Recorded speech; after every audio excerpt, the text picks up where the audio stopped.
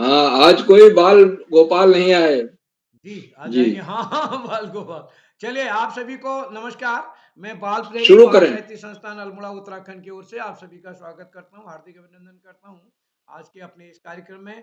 और आप सबका स्नेह इस पटल को मिलता रहेगा, जैसे कि हम सबके संज्ञान में है। आज शिक्षण कार्यशाला होनी है और इस शिक्षण कार्यशाला में मुख्य रूप से जो कि हमारा 821वाँ ऑनलाइन कार्यक्रम है, इसकी मुख्य अतिथि होंगी श्रीमती मंजू ततराड़ी जी, जो कि अ, विद्या मंदिर इंटर कॉलेज में कार्यरत हैं, यहाँ शिक्षिका हैं। और हमारी 5 दिन की कार्यशाला में आप प्रतिदिन सहभागिता कर रही हैं। कल हमारी कार्यशाला का अंतिम दिन है, यानी समापन समारोह होगा। कल तो आदरणीय मंजू ततराड़ी जी ने हमको इस कार्यक्रम में सहमति दी है, आज समय निकाला, मैं आभार व्यक्त करता हूँ। ऐसे वो कई दिन जुड़ती रही हैं पहले भी, और उनके स्कूल के बच्चे हमारे यहाँ प्रतिभाग कर रहे हैं। और मैं आज के इस कार्यक्रम में विशिष्ट अतिथि हिमांशी रौतेला जी जुड़ चुके हैं, अध्यक्ष जतिन सती जी भी जुड़ चुके हैं, और संचालक ईधान जोशी जी, जो कि कक्षा 7 के छात्र हैं देवीधुरा से। तो मैं इस पटल पर आप सभी का स्वागत करता हूँ, हार्दिक अभिनंदन करता हूँ। मैं स्वागत करता हूँ आदरणीय श्री आकाश शास्त्री सर, उप निदेशक शिक्षा विभाग उत्तराखंड, आदरणीय श्री श्याम पलट पांडे जी, संरक्षक बाल प्रहरी अहमदाबाद गुजरात से, और आदरणीय डॉक्टर अशोक कुमार नेगी जी, संरक्षक बाल प्रहरी खंडवा मध्य प्रदेश से, और श्री नरेंद्र पाल साहब हमारे बीच जुड़ चुके हैं चौरा हॉलबाग से। और इस कार्यक्रम में हमारे बीच डोरी लाल साहब जुड़ के हैं बाजपुर से, ब्रिजमोहन जोशी जी हमारे बीच जुड़े हैं। मैं सभी का स्वागत करता हूँ। मंत्रिता शर्मा जी हमारी जुड़ चुकी हैं। और इस कार्यक्रम में हमारे बीच नरेश चंद सोराड़ी जी, यानी सुनिधि सोराड़ी जी भी हमारे बीच जुड़े हैं। और उत्कर्ष सती, रुचि जनौटी, नीरा बिष्ट आदि कई अभिभावक, शिक्षक, साहित्यकार इस पर जुड़े हैं। मैं सभी को प्रणाम करता हूँ, स्वागत करता हूँ। और आज के संचालन के लिए मंच सौंपता हूँ अपने दोस्त ईधान जी को। ईधान जी, आप तक मेरी आवाज आ रही क्या? जी सर।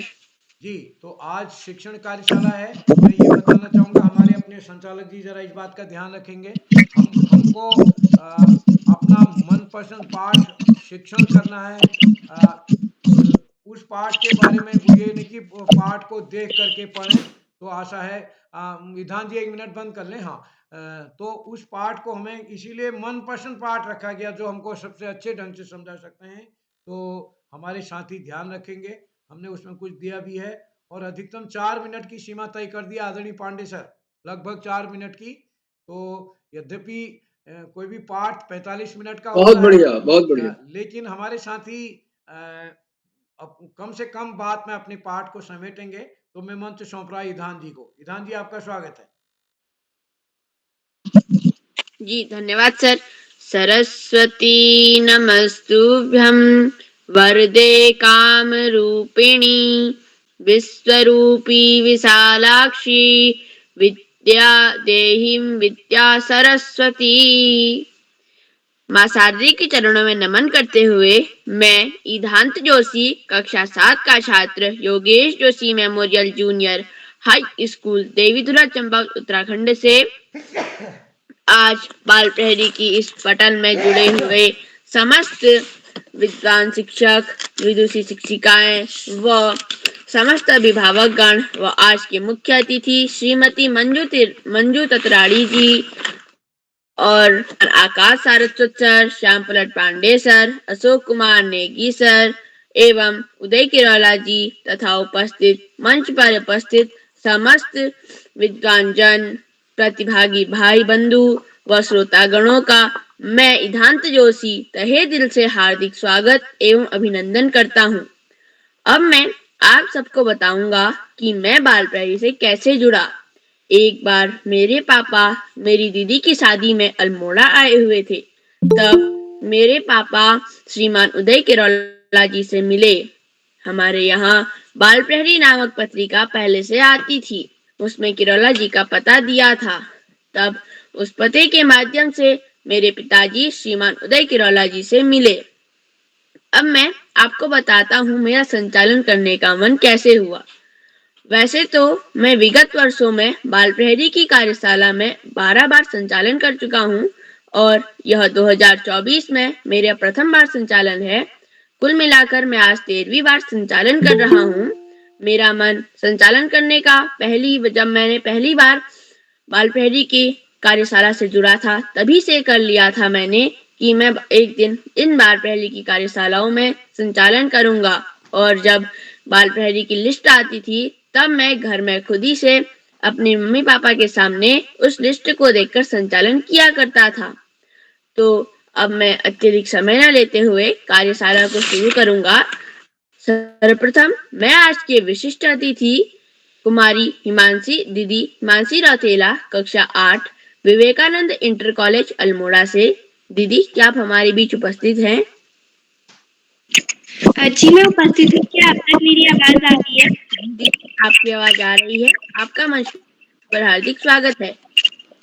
जी, सर्वप्रथम माँ शारदे के चरणों में मैं कोटि कोटि नमन करती हूँ एवं यहाँ पे उपस्थित सभी जनों को मेरा प्रणाम। नमस्कार, मेरा नाम हिमांशी रौतेला है। मैं कक्षा 7वीं की छात्रा विवेकानंद इंटर कॉलेज डाइंधौट अल्मोड़ा से आज आप सभी के बीच उपस्थित हुई हूँ।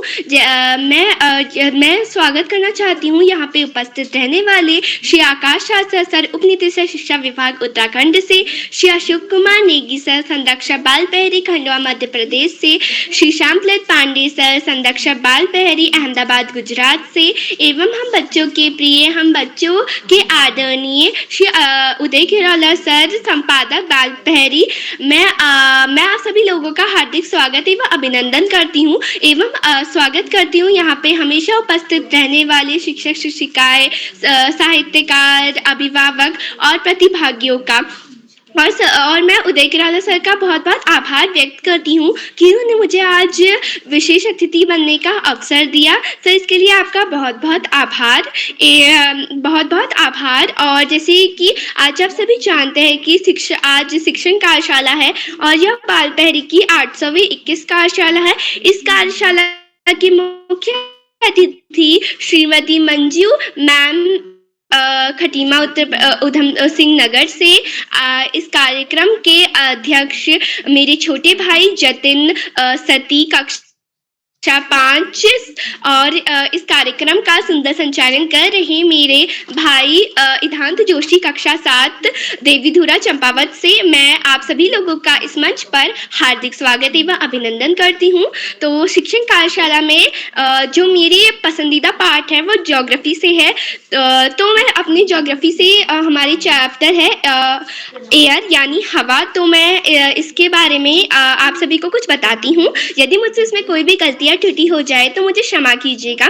तो जैसे कि आप सभी जानते हैं कि हवा हमारे लिए बहुत ज़रूरी है। और जैसे कि आप सभी जानते हैं कि जैसे हवा, पानी, खाना, ये सब बहुत ज़रूरी है हमारे लिए। अगर ये नहीं होंगे तो हम जीवित नहीं रह पाएंगे। उनमें से एक हवा भी शामिल है और हवा बहुत ज़्यादा ज़रूरी है हमारे लिए। वो हमें सांस लेने में मदद करती है।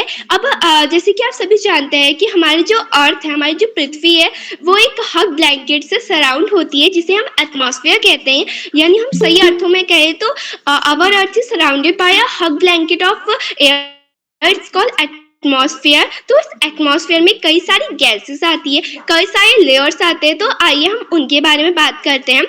तो सबसे पहले हम बात करेंगे हमारे एटमॉस्फेयर की लेयर्स के बारे में। तो जो हमारी एटमॉस्फेयर की लेयर्स होती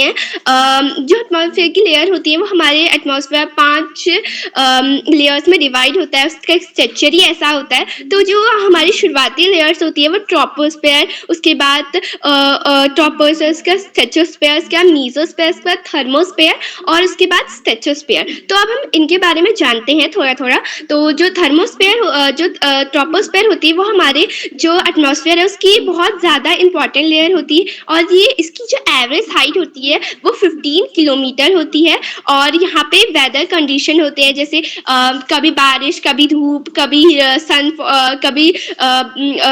बारिश, कभी धूप, कभी जाड़ा, ये सब इसी लेयर में होता है। अब हम बात करते हैं स्ट्रेटोस्फेयर। जो स्ट्रेटोस्फेयर होता है वो ट्रोपोस्फेयर से जस्ट अबव लाई करती है। और जो इसकी जो स्ट्रेंथ होती है ये 50 किलोमीटर तक स्टैंड होती है।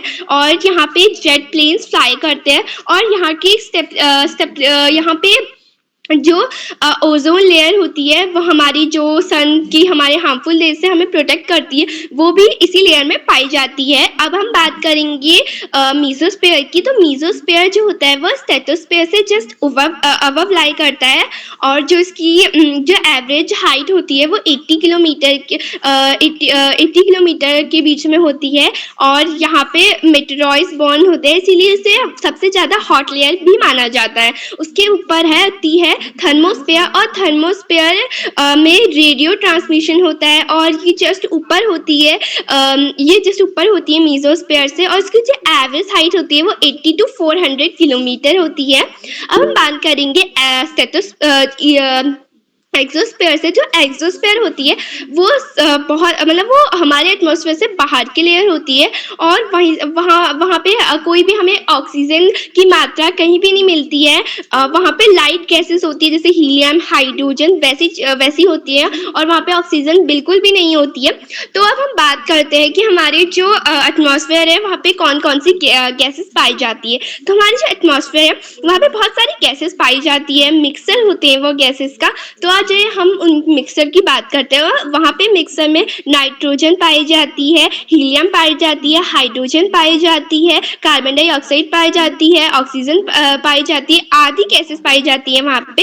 तो जो नाइट्रोजन है वो सबसे ज़्यादा मात्रा में पाई जाती है। जो नाइट्रोजन है उसकी मात्रा 78% होती है, और जो ऑक्सीजन है उसकी 21%, कार्बन डाइऑक्साइड की 0.03%, और जो अदर गैसेस होते हैं यानी हीलियम, हाइड्रोजन ऐसे गैसेस होते हैं उनकी मात्रा 0.04% हमारे एटमॉस्फेयर में पाई जाती है। अब हम बात करते हैं कि हमारे एटमॉस्फेयर का हमारे अर्थ में वेदर और क्लाइमेट। तो वेदर आप सभी जानते हैं, जैसे अगर हम day to day or to or changes होते हैं हमारे एटमॉस्फेयर में, उसे हम वेदर कहते हैं। यानी जैसे दिन पर दिन घंटे घंटे जो चेंज होते हैं हमारे, तो जैसे अभी 1 घंटे पहले धूप है तो दूसरे घंटे पहले बारिश हो जाए, ये सब हम वेदर में लेते हैं। उसका क्लाइमेट, तो क्लाइमेट हम एवरेज होते हैं। जैसे अल्मोड़ा का जो हमने क्लाइमेट बना रखा है वो ठंडा है, क्योंकि हमने इसका बहुत सालों से इसका जो क्लाइमेट है वो एवरेज करके रखा है, इसलिए इसका क्लाइमेट जो है वो ठंडा है, इसलिए हम इसका कहते हैं।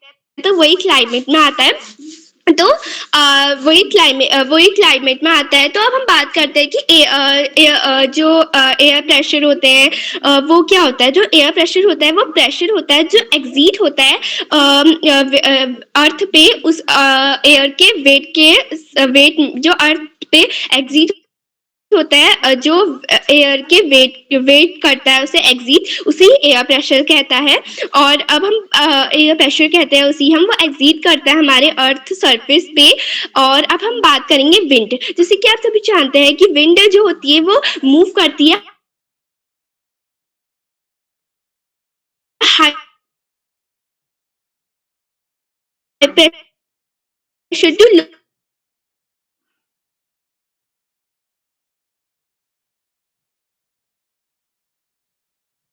प्रेशर। जैसे वेस्ट ईस्ट में जो विंड फ्लो करती है, ट्रेड्स जो फ्लो करती है, उसे हम परमानेंट विंड कह सकते हैं। उसके बाद सीजनल बेस्ड, जो एक सीजनल में विंड ब्लो करती है, जैसे मॉनसून इन इंडिया। जैसे मॉनसून में जो अंडमान एंड निकोबार है उससे विंड ऊपर को आती है और फिर बारिश करा देती है। तो वो एक मॉनसून पर्टिकुलर सीजन में ही होती है, उसे हम सीजनल विंड्स कहते हैं। और लोकल विंड जो होती है वो एरिया में होती है, वो भी डे के लिए या तो आर के लिए, जैसे सी ब्रीज हो गई, हो गई, वो सब। तो उम्मीद है आपको ये छोटी चीज पसंद आई होनी चाहिए। धन्यवाद, आभार। आपकी प्रस्तुति बहुत सराहनीय रही। आपने हमें हवा की उड़ने से पहले मैं इस कार्यशाला के कुछ नियम बताना चाहता हूँ, जिसमें प्रथम नियम है, अगर प्रतिभागी अपनी प्रस्तुति दे रहा हो तो किसी को भी बीच में अपना माइक और वीडियो ऑन करके व्यवधान नहीं डालना है। हमारा कार्यशाला का दूसरा नियम है, अगर प्रतिभागी कहीं बीच में रुक जाए तो अभिभावकों को पीछे से सहयोग नहीं करना है। वो इस कार्यशाला का तीसरा नियम है कि हमें बगैर कागज में देखे अपना बात आए। अब हम आगे को बढ़ते हुए पहले प्रतिभागी कुमारी नीलाक्षी कलोनी कक्षा 6 से टनकपुर से क्या बहन आप उपस्थित हैं? भैया मैं उपस्थित हूँ। जी आपका हार्दिक स्वागत है। आप सभी को मेरा प्रणाम। मेरा नाम नीलाक्षी कलोनी है। मैं कक्षा 6 की छात्रा हूँ। मेरे विद्यालय का नाम जैन पब्लिक स्कूल टनकपुर जिला चंपावत है। जैसे कि आप सब जानते हैं आज शिक्षण कार्यशाला है एवं बाल पहरी का 821वां ऑनलाइन कार्यक्रम है। तो कार्यक्रम की मुख्य अतिथि श्रीमती मधु तातरिया सर राजकीय विद्यालय इंटर कॉलेज खटीमा उधमसिंह नगर से। सर आपको मेरा सादर प्रणाम एवं कार्यक्रम की विशिष्ट अतिथि मेरी बड़ी दीदी हिमांशी रौतेला कक्षा 8 अल्मोड़ा से एवं कार्यक्रम की अध्यक्षता करती हुई मेरे छोटी भाई जतिन सती कक्षा 8 उधमसिंह नगर से एवं कार्यक्रम का सुंदर संचालन कर रहे मेरे बड़े भैया राहत जोशी कक्षा 8 देवीधुरा चंपावत से। तो जैसे कि आप सब जानते हैं शिक्षण कार्यशाला है जिसमें हम सभी को अपना किसी पुस्तक का मनपसंद पाठ शिक्षक के जैसे सभी को सुनाना है। तो मेरा जो मनपसंद पाठ है उसका नाम है जो देखकर भी नहीं देखते। तो अब मैं ज्यादा समय न लेते हुए अपना पाठ शुरू करती हूँ। एक लड़की है जो सबकी परीक्षा लेती है।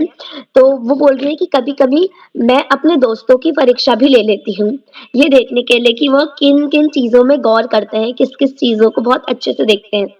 तो एक दिन जो मेरी दोस्त थी, वो कहीं घूमने गई थी। तो जब वो वहाँ से आई मैंने उससे पूछा कि आपने वहाँ पर क्या-क्या देखा? तो वो जो लड़की की दोस्त थी, वो बोलती है कि कुछ खास नहीं देखा। तो जो लड़की ने उनसे पूछा था, उनकी आँखें नहीं थी।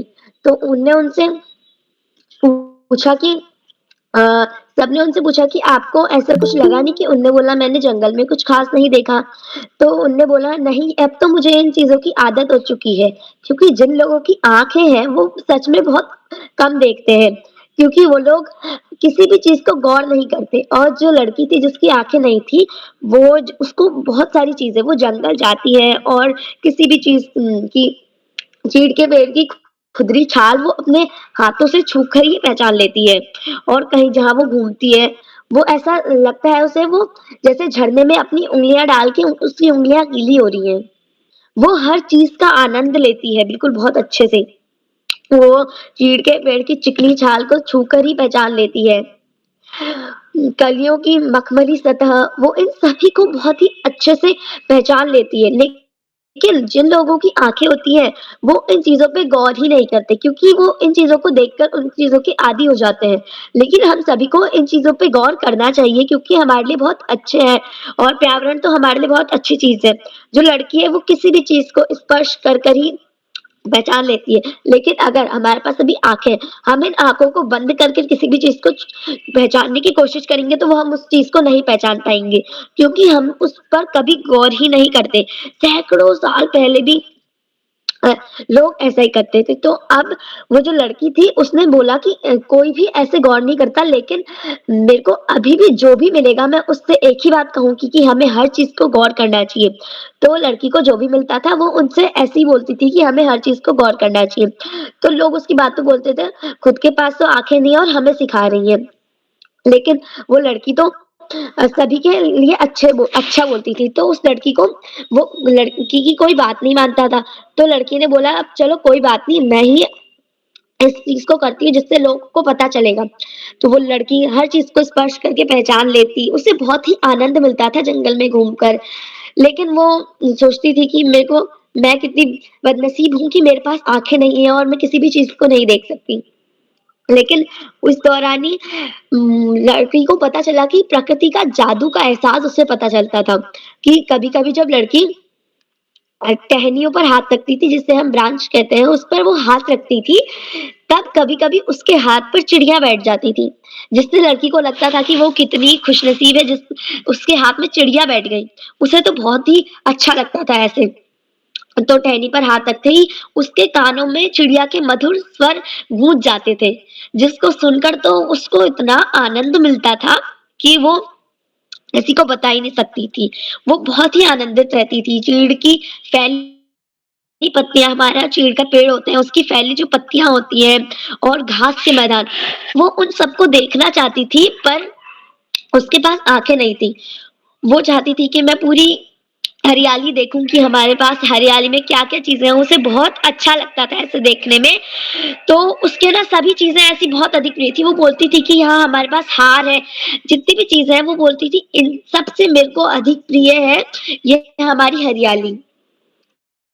वो बोलती थी महँगे कालीन, मुझे उनसे कोई मतलब नहीं है। वो सोचती थी कि ये चीज़ें कोई मतलब नहीं है और वो बिल्कुल सही सोचती थी क्योंकि ये सबसे इनसे भी ज़्यादा जो चीज़ होती है वो हरियाली होती है। पर्यावरण हमारा होता है, हमें जिस चीज़ को बहुत अच्छे से रखना चाहिए। बदलते मौसम में समा रहे नए रंग, इंद्रधनुषीय रंग जिन्हें देखकर वो सोचती थी कि मैं कभी इसको देख पाऊँ, लेकिन बस उसको दोस्त बताते थे कि ये इंद्रधनुष निकल रहा है, इसमें इतने रंग हैं, तो जिससे उसे बहुत ही सुकून मिलता था, लेकिन वो चाहती थी कि उसकी आँखें हों। वो बोलती थी कि कभी-कभी तो मेरा ऐसा मन करता है कि मैं चीज़ों को देखने के लिए मचल उठता है। वो पागल हो जाती है चीज़ों को देखने के लिए। अगर वो बोलती थी कि अगर मुझे इन चीज़ों को छूने में ही इतना अच्छा लगता है, तो वो कितने सुंदर होंगे, उसकी सुंदरता कितनी अच्छी होगी कि मैं उन्हें देख पाऊँ। पर मैं इनको देख नहीं सकती, लेकिन जिनके पास आँखें हैं, वो तो बस इनको फालतू चीज़ें समझते हैं। वो वो उसे सुंदरता देखने का बहुत मन लगता था, लेकिन इस दुनिया में अलग-अलग रंग हैं, जिसे वह छू नहीं सकती।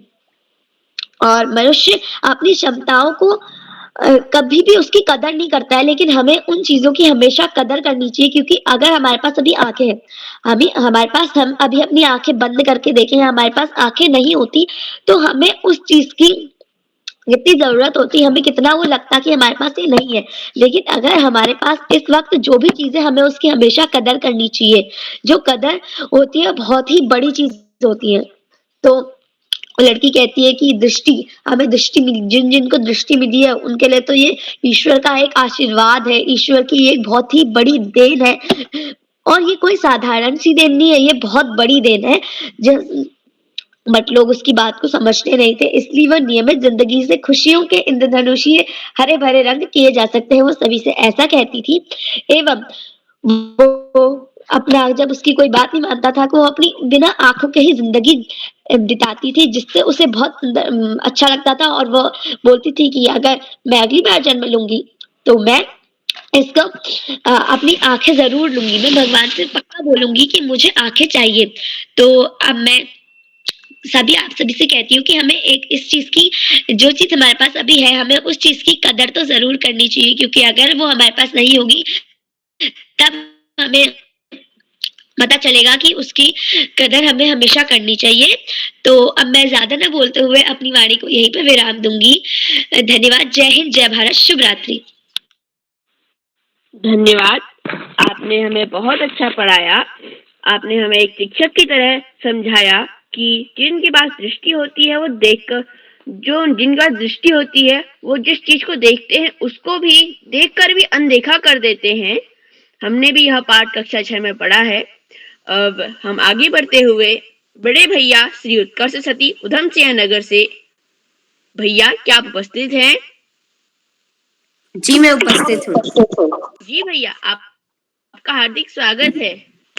बालपीढ़ी के 821वें ऑनलाइन कार्यक्रम शिक्षण कार्यशाला में उपस्थित सभी सम्मानित जन को मेरा नमस्कार।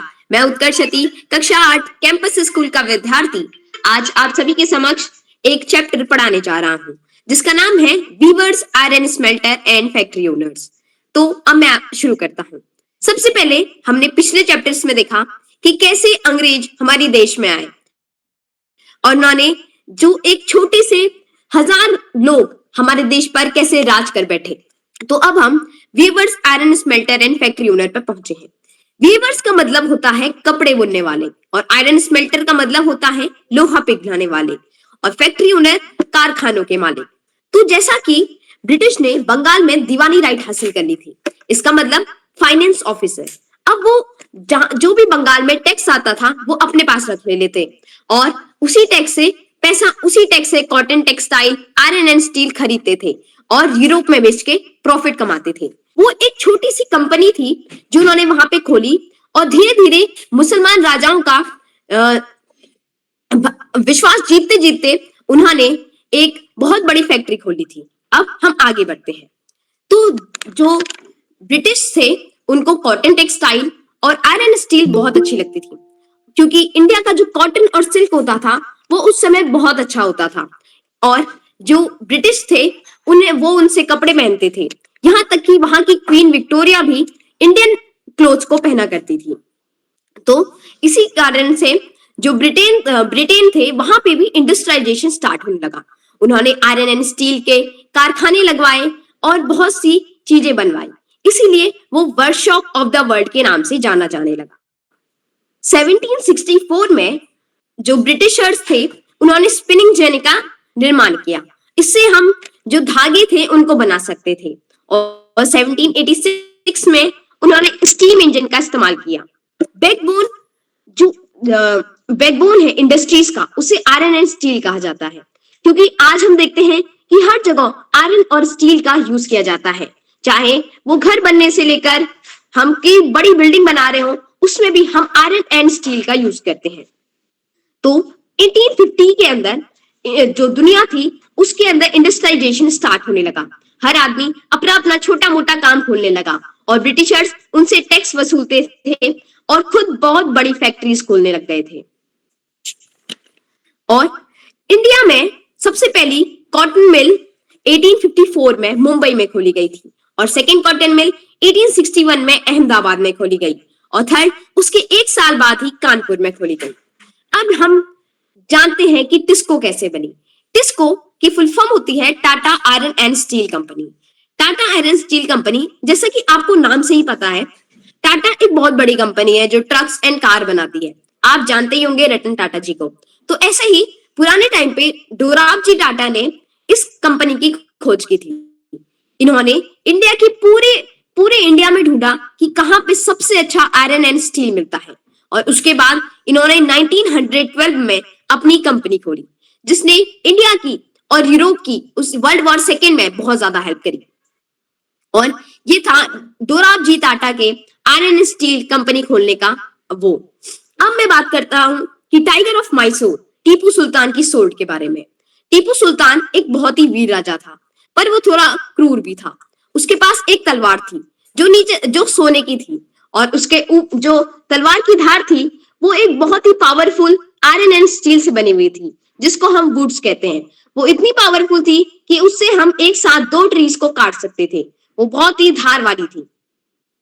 पर जब अंग्रेज भारत पे आए तो उन्होंने टीपू सुल्तान के शहर पर हुकूमत करनी शुरू कर दी और ये आयरन और स्टील जो टीपू सुल्तान बनाता था वुड्स, वो बंद हो गई। ये था आयरन एंड स्टील का सफर। Thank you.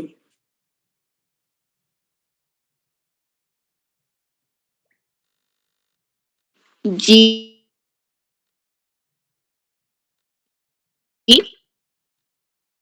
हार्दिक धन्यवाद। आपने हमें बहुत ही अच्छी जानकारी दी। आपने हमें ब्रिटिशों के बारे में जानकारी दी। अब मैं आगे बढ़ते हुए जी आपका हार्दिक स्वागत। जी भैया धन्यवाद। सर्वप्रथम माँ शारदा को मेरा प्रणाम। मेरा नाम रुचि जनौटी है। मैं कक्षा 8 की छात्रा हूँ। मेरे विद्यालय का नाम गुड एकेडमी एनटीडी अल्मोड़ा है। मैं अल्मोड़ा उत्तराखंड से हूँ और जैसा कि आप लोग जानते हैं कि आज बाल प्रहरी के इस पटल पर शिक्षण कार्यशाला हो रही है, तो इसी संदर्भ में मैं भी एक पाठ आप लोग के सामने प्रस्तुत करूंगी जिसका शीर्षक है, जो पाठ का नाम है चिट्ठियों की अनूठी दुनिया। और ये बसंत भाग 3 नामक पुस्तक से लिया गया है और इसके जो लेखक हैं वो हैं लेखक श्री अरविंद कुमार सिंह जी। तो चलिए मैं अब शुरू करती हूँ। पत्रों की दुनिया भी काफी खास होती है। दुनिया का हम पत्रों को ऐसा कह सकते हैं कि वो दुनिया का सबसे पुराना साधन है जो लोगों को जोड़ता है। पत्र के माध्यम से दूर दूर तक रहने वाले लोग भी बात कर सकते हैं। पत्रों के माध्यम से। जो संतोष हमें पत्रों से मिलता है वो भला फोन या एसएमएस का जो संदेश होता है वो हमें कहाँ दे सकता है। पत्र एक सिलसिला ही तो है जो राजनीतिक, साहित्य तथा कला के क्षेत्रों में अपनी अहम भूमिका निभाता है, और हम ये भी कह सकते हैं कि वो राजनीतिक, साहित्य तथा कला के क्षेत्रों में उनकी एक जड़ के समान है। वह दुनिया का तमाम साहित्य पत्रों पर केंद्रित है। वहीं जहाँ भारत में विभिन्न तरह की भाषाएं बोली जाती हैं, तो भारत में विभिन्न राज्यों के हिसाब से, उनकी भाषाओं के हिसाब से पत्र को अलग अलग नाम से पुकारा जाता है। जैसे कि उर्दू में हम कहेंगे तो हमें उर्दू में पत्र को हम खत कहते हैं, संस्कृत में पत्र कहते हैं, तेलुगु भाषा में उत्तरम व जाबू एवं लेख, तथा तमिल में कडिक, तथा कन्नड़ में हम उसे कागज के रूप में जानते हैं। पत्र तो यादों को सहेज कर रखते हैं। पत्र लेखन तो एक कला है, और हर एक पत्र का अपना दायरा भी है। वह हर एक पत्र का अपना मतलब, अपना महत्व है। दुनिया भर में रोज करोड़ों पत्र एक दूसरे को तलाशते हुए विभिन्न तरह के जगहों में पहुंचते हैं तथा विभिन्न जगहों का सफर तय करते हैं। वो केवल भारत में ही रोज लगभग करीबन 4.5 करोड़ पत्रों डाक में डाले जाते हैं, तो जो यह बात प्रमाणित करते हैं कि हमारे जीवन में जो पत्र हैं उनकी भूमिका कितनी अधिक है, वो हमारे जीवन में कितनी ज्यादा अमूल्य है। और पिछली शताब्दी में इसका सबसे बड़ा उदाहरण था कि महात्मा गांधी, और पिछली शताब्दी में पत्र लेखन ने एक कंग जो है, उन्होंने इस पत्र लेखन की इस कला को काफी निखारा, उसमें काफी सुधार किए, उसमें काफी सारी चीजें जोड़ी ताकि वो और अच्छी बन जाए। और पत्र संस्कृति को विकसित करने के लिए उन्होंने काफी प्रयास भी किए, जिसमें सबसे बड़ा प्रयास यह था कि जो हमारी विद्यालयों में जो हमारी पाठ्यक्रम चलते हैं, जो हमारी विद्यालयी पाठ्यक्रम है, उसमें जो पत्र लेखन का विषय है वो शामिल किया गया। अब जब भी हम कभी हिंदी पढ़ते हैं तो कभी भी व्याकरण की किताब में एक ना एक जो हमारा पाठ होता है वो पत्र लेखन का भी होता है, और इसमें जो पत्र का प्रचार है वो काफी अधिक प्रचलन उसका बढ़ता है। और इसमें पाठ्यक्रमों का जो इसमें बहुत बड़ा योगदान है हमारे पत्रों का प्रचार बढ़ाने के लिए। और एवं 16 वर्ष से कम आयु वर्ग के जो बच्चे होते हैं, जिनकी आयु 16 से कम होती है, उनके लिए पत्र लेखन प्रतियोगिताएं भी आयोजित की गई ताकि वो और उसके लिए जागरूक हो। और इसका प्रचलन भी काफी बड़ा, और ये सिलसिला सन 1972 से अभी तक चला ही आ रहा है। 1972 में ये प्रतियोगिताएं शुरू हुई और अभी तक ये प्रतियोगिता होती ही आ रही हैं। और जहाँ तक पत्रों का सवाल है, अगर हम हमारे आसपास ही देख लें, हम अपनी आसपास ही अगर इसकी तह तक जाएं, तो हमें यह ज्ञात होगा कि ऐसा कोई नहीं है जिसने कभी ना कभी पत्र ना लिखे हों, या फिर किसी से लिखवाए ना हो, या फिर पत्रों का बेसब्री से इंतजार ना किया हो। और ऐसा सबसे बड़ा उदाहरण है हमारे देश के सैनिक। वो तो सरहदों पर पत्रों का जो है इतनी उत्सुकता से, इतने महीनों तक इतनी बेसब्री से इंतजार करते हैं जिसकी कोई भी मिसाल नहीं। लेकिन अगर पिछली शताब्दी थी, अगर उसमें चिट्ठियों का प्रचलन ना हुआ होता और तब फोन होती, टेक्नोलॉजी होती, तो हमारे पास पंडित नेहरू जी के पिता के पत्र पुत्री के नाम नहीं होते, जो करोड़ों लोगों के लिए आज प्रेरणा स्रोत हैं, हमारे पास वो नहीं होते। और पत्र व्यवहार की जो परंपरा है और पत्र की जो समृद्ध संस्कृति इतनी वो भारतवर्ष काफी पुरानी है। इसका प्रचलन काफी पुराना है। हमारे देश में शहरी इलाके हों या फिर देहाती इलाके, आज भी उनमें रहने वाले लोग पत्रों का काफी बेसब्री से इंतजार करते हैं। और जो दूर देहाती इलाके होते हैं, जहां आज तक फोन या फिर इतना टेक्नोलॉजी नहीं पहुंची है, वहां तो मनी ऑर्डर लेकर जो वहां डाकिये आते हैं उनको लोग देवदूत के रूप में देखते हैं। तो इससे यह बात पता चलती है कि उसमें उनके जीवन में और हमारे जीवन में पत्रों की कितनी अनूठी भूमिका है, पत्र हमारे जीवन में कितनी कितनी अनूठी भूमिका निभाते हैं। और अब मैं आपको ये बताऊंगी कि ये पाठ मेरा क्यों मुझे पसंद है। मुझे ये पाठ इसलिए पसंद है क्योंकि आज पत्रों की जो संस्कृति है, पत्रों का जो प्रचलन है, वो थोड़ा कम होता जा रहा है। और लेखक अरविंद कुमार सिंह जी ने इस पाठ के माध्यम से हमें हमारे जीवन में चिट्ठियों की जो अनूठी भूमिका है, उन्होंने बताया है कि पत्र हमारे लिए कितने ज़्यादा महत्वपूर्ण हैं। और उस पत्रों के प्रति एक जागरूकता जो है, उन्होंने पत्रों की जो संस्कृति है, उन्हें उसे बताने के लिए उसकी जागरूकता हमें ऐसे करनी चाहिए, इस बात का उन्होंने हमें आभास कराया है उसके माध्यम से। इसलिए मुझे ये पाठ काफी पसंद है। इसी के साथ मैं अपनी वाणी को विराम देती हूँ। धन्यवाद। धन्यवाद, हार्दिक आभार। पत्र लेखन जो कि एक बहुत पुरानी कला कौशल है, जो कि बाल प्रहरी की कार्यशालाओं में भी हुआ करता था, अब नहीं होता है। मेरी पहली कार्यशाला ही पत्र लेखन कार्यशाला थी। तो अब मैं कुछ पंक्तियों के साथ श्रीमान आकाश सरस्वत सर को आमंत्रित करता हूँ। रोशन हो गई ये जगह, महोदय आते हैं आप महफिल में, स्वागत है आपका। महोदय आते रहे आप महफिल में, स्वागत है आपका आज की महफिल में। श्रीमान आकाश सरस्वत सर, उप निदेशक शिक्षा विभाग उत्तराखंड से, स्वागत है। धन्यवाद, बहुत बहुत धन्यवाद प्रिय इदांत। सबसे पहले प्रिय इदांत को बेहतरीन संचालन की बहुत बहुत बधाई। बाल प्रहरी के तत्वाधान में 900वें पड़ाव की तरफ बढ़ती हुई इस कार्यशाला में कार्यशाला के मुख्य अतिथि के रूप में प्रिय मंजू जी, विशिष्ट अतिथि के रूप में प्रिय हिमांशी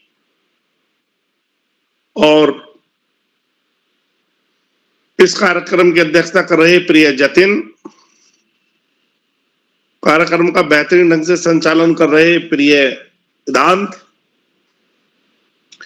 इस कार्यक्रम के कर्ता धर्ता रीढ़ की हड्डी अनासक्त कर्मयोगियों में अग्रणी निरंतर बाल हित चिंतक श्री उदय किरोला जी, परम सम्मानित श्री श्याम पलट पांडे जी, अशोक जी, सुमित जी, उमेश, गंगा, नीलम, किरण सहित समस्त विद्वान शिक्षकगण, विदुषी शिक्षिकाएं, अतिथिगण, अभिभावकगण, साहित्यकारगण, समाज सेवीगण, अन्य सुधीजन, साहित्यकारगण एवं प्यारे बच्चों। शिक्षण कार्यशाला बेहतरीन कार्यशालाओं में से एक, धीर, गंभीर और शिक्षण के गुरुतर दायित्व को अपनी पसंद बनाने वाले बच्चों के लिए बहुत ही बेहतरीन कार्यशाला और बहुत अच्छा प्रदर्शन बच्चों के द्वारा किया गया है।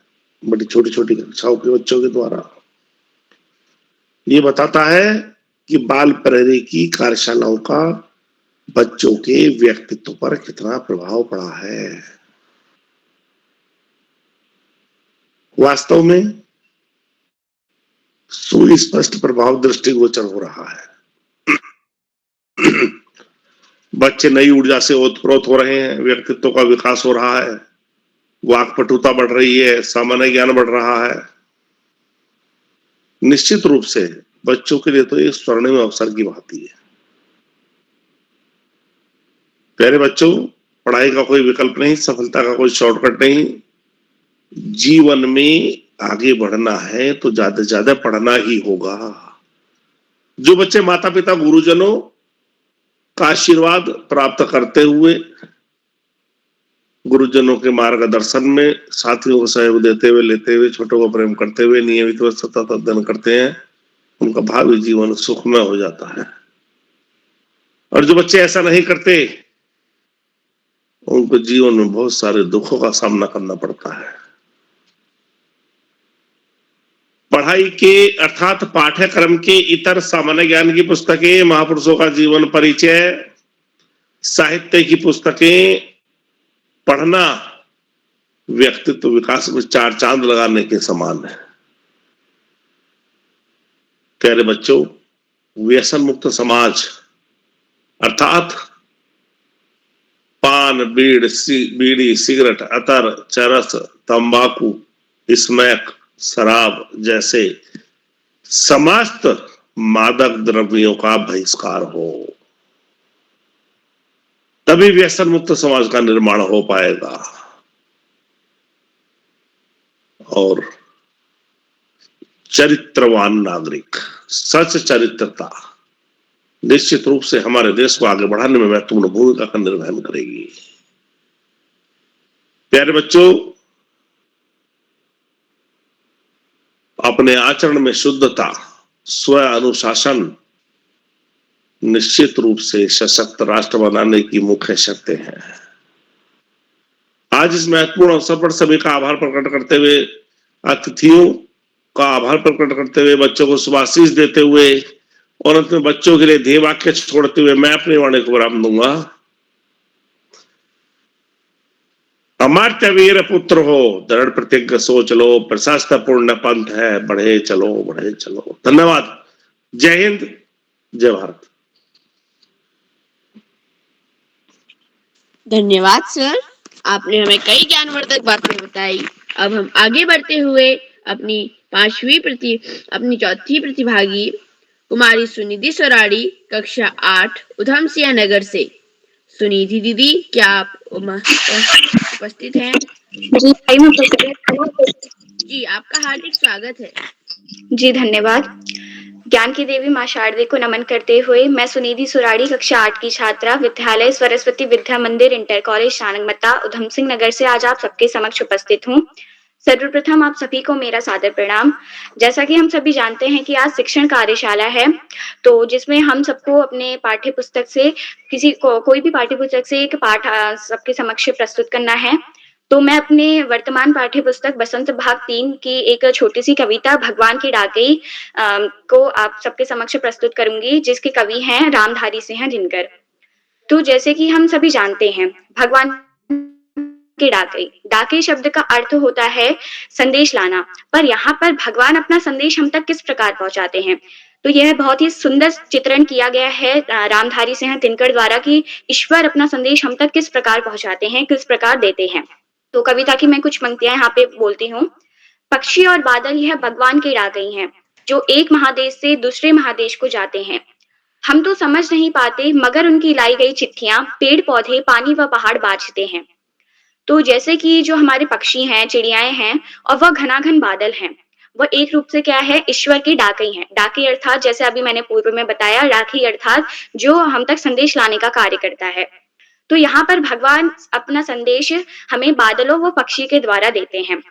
हम उन चीजों को समझ नहीं पाते हैं कि बादल क्या है, वह पक्षी आपस में क्या क्या बातें कर रहे हैं, लेकिन उन चीजों को कौन बांचता है, बांचना अर्थात कौन पढ़ता है, तो उन चीजों को प्राकृतिक चीजें पढ़ती हैं, पेड़ पौधे पहाड़ नदियां आदि समुद्र।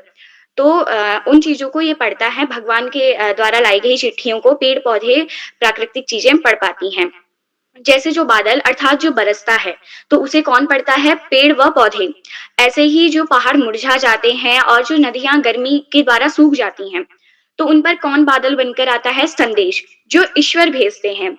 तो एक प्रकार से क्या ईश्वर क्या करते हैं, भगवान क्या करते हैं, हम सबको इन प्राकृतिक चीजों द्वारा एक नया जीवन प्रदान करते हैं, एक नया जीवन देते हैं।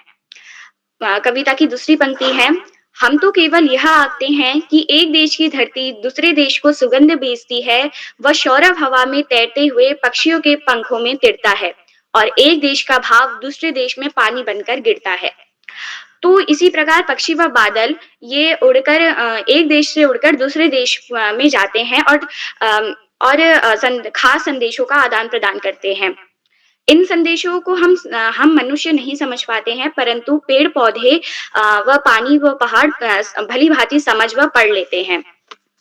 तो भाप बनना व बारिश होना, यह अर्थात दूसरे देशों में बनी भाप हमारे यहाँ बारिश बनकर आती है और वह गिरती है। तो कवि ने हमें इस कविता में प्रकृति के बारे में बताया है कि प्रकृति हमें कैसे ईश्वर का संदेश हम तक पहुंचाती है। तो यह पार्ट मुझे इसलिए अच्छा लगता है क्योंकि इसमें वसुधैव कुटुंबकम की भावना है कि सब लोग हमें समान दृष्टि से देखते हैं। और पाठ का यह उद्देश्य है कि हमें पूरे संपूर्ण विश्व में भाईचारा बना के रखना चाहिए। तो पाठ के कुछ कठिन शब्द हैं जो कि मैं आपको बताती हूँ, जैसे बाचना। बाचना अर्थात होता है पढ़ना। इसी प्रकार आँखना। आँखना अर्थात होता है अनुमान लगाना। पांख। पांख मतलब पंख या फिर पर। और सौरभ। सौरभ मतलब होता है सुभाष या फिर सुगंध। तो इसी के साथ मैं अपनी वाणी को विराम देती हूँ। धन्यवाद। जी, हार्दिक आभार। अब आपने हमें एक कविता पढ़ाई जो कि हमें बहुत अच्छी लगी। अब हम आगे बढ़ते हैं। आगे बढ़ते हुए मैं आमंत्रित करता हूँ मंत्रिता शर्मा। क्या वो उपस्थित हैं? जी भैया, मैं उपस्थित हूँ। जी, आपका हार्दिक स्वागत। आपका बहुत बहुत धन्यवाद। माँ शारदा के चरणों में मेरा कोटि कोटि नमन। आप सभी को मेरा सादर नमस्कार। मेरे सभी गुरुजनों एवं सभी गुणीजनों को भी मेरा सादर नमस्कार। तो जैसा कि आज हमारे प्यार से बाल फेरी में शिक्षण कार्यशाला रखी गई है, तो सबने, मैं सुन रही थी, सबने अपने अपने पाठ पढ़ाए। मैं भी आप सभी को पाठ पढ़ाना चाहूंगी। मैं आपको संस्कृत पढ़ाऊंगी। संस्कृत मेरा प्रिय विषय है। मैं आपको संस्कृत पढ़ाऊंगी। संस्कृत में मैं जो आपको पाठ पढ़ाने जा रही हूँ उसका नाम है परोपकार। तो परोपकार क्या होता है? परोपकार का अर्थ होता है, अगर हम इसको दो टुकड़ों में तोड़े तो इसके दो टुकड़े होंगे, पर और उपकार। पर अर्थात दूसरे और उपकार अर्थात किया जाने वाला कार्य। इसका पूरा अर्थ हुआ कि दूसरों के लिए किया जाने वाला कार्य। ये जो पाठ है जो मैं भी आपको पढ़ाऊंगी, ये चतुर्थी विभक्ति का है। अब चतुर्थी विभक्ति क्या होती है? तो भाई 7 विभक्तियां होती हैं संस्कृत में, उनमें एक संबोधन होता है। तो हमारी जो 7 विभक्तियां होती है प्यारी प्यारी सी, इनमें से ही एक चतुर्थी विभक्ति भी होती है। समझ आया? ठीक है, आई होप समझ आ गया होगा। तो अब आगे बढ़ती हूँ और बताऊंगी हमारा जो पाठ है परोपकार। तो हमें इसके नाम से ही समझ आ गया कि दूसरों के लिए कार्य करना। इससे मेरे को एक बहुत ही अच्छा श्लोक याद आता है, मैं आपको बताती हूँ कि परोपकाराय फलन्ति वृक्षाः, परोपकाराय वहन्ति नद्याः, परोपकाराय दुहन्ति गावः, परोपकारार्थमिदं शरीरम्। अब इसका अर्थ ये है कि परोपकार के लिए जो वृक्ष होते हैं वो हमें फल देते हैं ताकि हमारी भूख मिट सके। जो नदियां होती हैं वो जल देती हैं ताकि हमारी प्यास बुझ सके। जो गाय होती है वो दूध देती है। दूध में प्रोटीन होता है जो हमारे सेहत के लिए बहुत महत्वपूर्ण होता है। तो हमारा शरीर अच्छे से ग्रोथ कर सके, अच्छे से बड़ा हो सके, ताकत आ सके हमें, इसलिए जो गाय होती है वे हमें दूध देती है।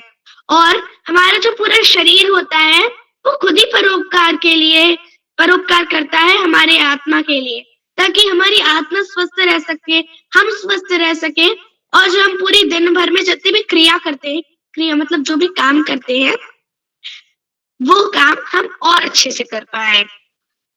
तो हमारी जो पूरी प्रकृति है उस प्रकृति को माँ कहते हैं, क्योंकि प्रकृति हम अर्थ बोल सकते हैं कि अर्थ एक ऐसा प्लेनेट है जो हमारा जो जीवन है मानव शरीर के लिए, और सिर्फ मानव के लिए नहीं बल्कि जीव जंतु, जितने पेड़ पौधे, सबके लिए खाना, पानी और जितनी भी आवश्यक चीजें रहती हैं, जैसे हमें बढ़ने के लिए खाना जरूरत होता है, पानी की जरूरत होती है पीने के लिए, भूख लगने खाना, और हमें हवा चाहिए रहती है, ऑक्सीजन, क्योंकि उसके बिना हम जिंदा ही नहीं रह सकते।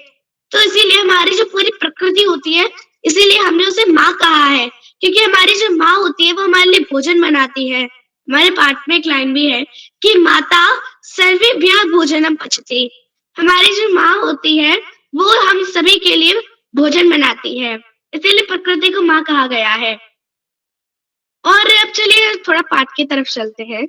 तो पाठ में परोपकार, तो उसमें मैं आपको एक उदाहरण बताती हूँ कि जो सूर्य होता है वो दूसरों की भलाई के लिए तपता है, हमें ऊर्जा देता है। सूर्य के बिना हमारा जीवन ही नहीं है। सूर्य से हमें रोशनी मिलती है, सूर्य हमें ऊर्जा देता है। सूर्य हमारे जीवन के लिए एक बहुत ही महत्वपूर्ण योगदान देता है। और हमने वृक्षों के बारे में पढ़ा। बारिश होती है, बारिश में नहाना सबको अच्छा लगता है, मुझे भी अच्छा लगता है। जो बारिश होती है, उसका जो जल होता है, वो हमारे लिए आवश्यक होता है, क्योंकि वही जल प्यूरिफाई होके अच्छे से साफ होके और हमारे घरों तक आता है, ताकि हम पानी पी सकें, हमारी प्यास बुझ सके। और जैसा कि मैंने आपको बताया कि हमारी जो प्रकृति होती है, वो हमारे लिए सब कुछ करती है। प्रकृति का एक पर्यायवाची है धरती का वसुधा। तो वसुधा जो होती है, वो हमारे भार सहती है। हम उसके ऊपर चलते हैं जूते पहन के, अपने स्लीपर्स पहन के। तो हमारा जो भार होता है, वो हमारी धरती सहती है। हम सभी को जीवन देती है। धरती पे जो खेती होती है, उससे हमारी भूख मिटती है। और उसके बाद जो किसान होते हैं, वो भी हमें मान लीजिए वो खेती हो गई, फसल आ गई अच्छे से, आलू की फसल है। अब आप आलू वहां जाके खेत में तो नहीं लेंगे। आलू को किसान पहले लाएगा, व्यापारी को देगा, फिर व्यापारी व्यापार करेगा, तब जाके हमारे घर में आलू बनेंगे, आलू आएंगे, फिर उनकी अच्छे से सब्जी बनेगी। तो किसान ने सबसे पहले परोपकार करा, उससे पहले धरती माता ने फसल उगाए, फिर किसान ने वो फसल जो थे उनको व्यापारी तक लाके दिया, व्यापारी से हमारे घर पहुंचा, घर से फिर घर में हमारी जो माता है, उन्होंने हमें भोजन बना के हमारे ऊपर उपकार करा। तो उपकार का ये भी एक उदाहरण है। आगे बढ़े तो हम खुद ही खुद की सुरक्षा के लिए खुद की सुरक्षा करते हैं कि कांटों के रास्ते पे आप जा रहे हो, तब कांटों के रास्ते पे आप बच-बच के ही जाओगे, नहीं तो अच्छे रास्ते से जाओगे। तो ये हमारा जो शरीर होता है, वो हमारे खुद के लिए भी उपकार करता है, खुद के लिए परोपकार करता है। हमारा दिमाग के बिना तो सब बिना दिमाग का कोई नहीं हो सकता। तो जो दिमाग होता है, वो भी बहुत आवश्यक होता है, क्योंकि दिमाग के बिना आप करोगे क्या? अगर दिमाग ही नहीं होगा, तो ना पढ़ पाओगे, ना लिख पाओगे। आपको एक व्यक्ति ने लाके पता नहीं कुछ उल्टा-सीधा पकड़ा दिया और एक ने अच्छा पकड़ाया है। आपके पास दिमाग ही नहीं है, तो आपने पता नहीं कुछ उल्टा-सीधा खा लिया और कुछ का कुछ हो गया। सब गड़बड़ हो जाएगा। तो इसीलिए हमारा जो दिमाग होता है, वो भी हमारे लिए बहुत महत्वपूर्ण होता है। वो हमें हमारी जो बुद्धि होती है, वो हमें किसी चीज़ को चुनने की शक्ति देती है। हमारी जो आँखें होती हैं, हमारी नाक, कान, मुँह, शरीर का हर अंग हमारे लिए फ़ायदेमंद होता है। आँखों से हमें दिखता है, ये तो पता नहीं कहाँ जाके गाड़ी में भिड़ गए, पता भी नहीं चला। हमारी जो नाक होती है, वो हमें सूंघने की शक्ति देती है। हमारे जो मुँह होता है, उससे हम बोलते हैं, खाते हैं, दाँतों से खाते हैं। तो ऐसे ही जो हमारा पूरा शरीर, पूरी जो प्रकृति है, वो हमारे लिए बहुत आवश्यक होती है। तो हमारी जो माता होती है, वो हमें संस्कार देती है। तो मैंने आपको बताया था कि चतुर्थी विभक्ति पे है पाठ, तब हम थोड़ा-सा चतुर्थी विभक्ति के ऊपर बढ़ते हैं। चतुर्थी विभक्ति यानी दान, संप्रदान के लिए पढ़े हैं, 7 विभक्तियाँ तो पढ़ी होंगी हिंदी में थोड़ी-सी कि कर्ता ने कर्म को ऐसे करके, तो उनमें से होती है चतुर्थी विभक्ति संप्रदान के लिए। उसके हम अगर कुछ उदाहरण लें, तो जैसा कि हम ये तो जानते ही हैं पुल्लिंग, स्त्रीलिंग और नपुंसकलिंग। तो पुल्लिंग में हमने जैसे लिया बालकः, तो बालकः के अगर हम रूप चलाते हैं चतुर्थी विभक्ति में, तो कैसे चलेगा? बालकाय, बालकाभ्याम, बालकैः, बालकेभ्यः। अर्थात बालक के लिए, बालक संप्रदान के लिए ये रूप चलेंगे और ऐसे ही करके हमारी जो चतुर्थी विभक्ति चलती है। ठीक है? तो चलिए अब मैंने आपको ये पाठ क्यों पढ़ाया, इसका मैं आपको उद्देश्य बताती हूँ।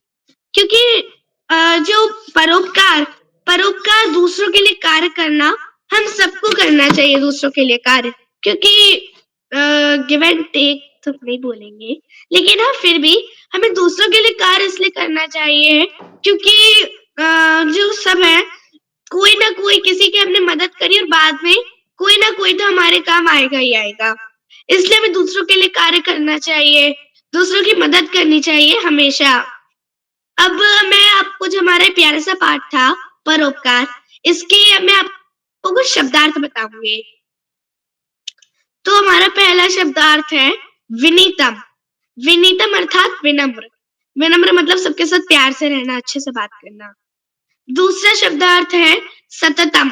सततम अर्थात निरंतर, किसी चीज को निरंतर करते रहना, बार बार बार बार। यच्छति। यच्छति मतलब देना, देती है या देता है, जो भी। धर्माय, ये चतुर्थी व्यक्ति का शब्द है, इसका अर्थ है धर्म के लिए। वहंती अर्थात बहती है, बहती है, बहता है। फलंती अर्थात फल देते हैं।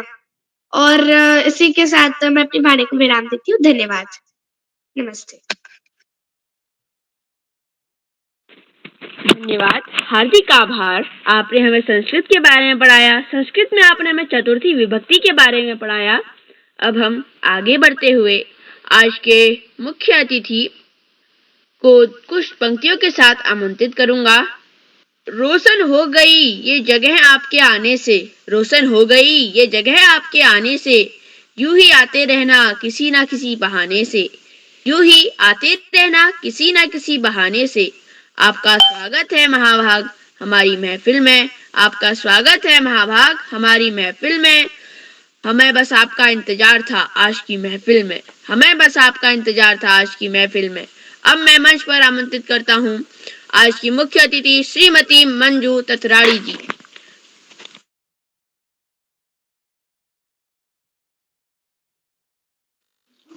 हेलो। जी मैम, आपका स्वागत है। धन्यवाद बेटा, बहुत बहुत आभार आपका। और आदरणीय किरोला जी और मुख्य अतिथि सम्मानित सभी को मेरा आभार। और आपका मैं ये है कि सबसे बड़ा मुझे ये खेद है अपने आप पे कि मैं टाइम से जुड़ नहीं पाई आप लोगों के साथ, थोड़ा सा। हाँ, ये मुझे शेड्यूल बिजी था, मैं किसी काम मैं अपना कैमरा ऑन कर ले मैम जी। में कैमरा ठीक ठीक। स्वागत। हाँ, अभी भी फोन स्विच ऑफ होने की कंडीशन में है, इसलिए मैं थोड़ा ही बोल पाऊंगी। और मैं सभी भैया बहनों का आभार व्यक्त करती हूँ, अतिथियों का। और जितना भी आप लोगों ने पढ़ाया बहुत अच्छा, काफी अच्छा पढ़ाया और काफी प्रशंसनीय है आपका पढ़ाया हुआ। और मैं सभी से ये आशा करती हूँ कि आप भविष्य में भी आगामी आपका जो परिश्रम है वो अति उत्कृष्ट रहे और आप आगे जो भी अपना टैलेंट है उसको आराम से फेस कर सकें और दिखा सकें सबको कि हम इतना अच्छा पढ़ा सकते हैं। बहुत अच्छा पढ़ाया सभी बच्चों ने, और सभी को मेरा धन्यवाद। और आप आगे भी जो भी पढ़ाएंगे वो और अच्छी कोशिश करके अच्छे से अच्छा पढ़ाएंगे।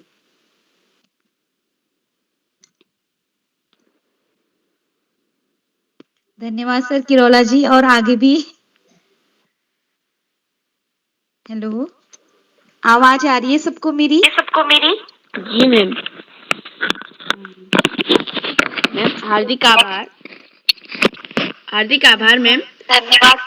अब आपने हमें बहुत सारी ज्ञान की बातें बताई और अब हम आगे बढ़ेंगे। आगे बढ़ते हुए अब मैं मंच पर आमंत्रित करता हूँ सृष्टि रावत, कक्षा 8 से अल्मोड़ा से सृष्टि दीदी। जी मैं उपस्थित हूँ। जी, आपका मंच पर हार्दिक स्वागत है। जी, सर्वप्रथम मैं ज्ञानदायिनी माँ सरस्वती को सादर प्रणाम करती हूँ और यहाँ पर उपस्थित सभी गुरुजनों को भी मेरा सादर प्रणाम। मेरा नाम सृष्टि रावत है, मैं कक्षा 8 की छात्रा हूँ। मेरे विद्यालय का नाम राजकीय कन्या इंटर कॉलेज देवायल सल्ट अल्मोड़ा है। जैसे कि आप सभी जानते हैं कि आज बाल प्रहरी का 830वां कार्यक्रम है, जिसमें कि बहुत ही रोमांचक विषय है आज का शिक्षण कार्यशाला। तो आज के विषय में सभी को अपनी पाठ्यपुस्तक का कोई भी एक पाठ पढ़ाना था एक शिक्षक की तरह। तो मैंने भी अपनी हिंदी की वर्तमान पाठ्यपुस्तक वसंत भाग 3 से एक बहुत ही रोमांचक और छोटी सी कहानी यहाँ पर प्रस्तुत करने के लिए चुनी है।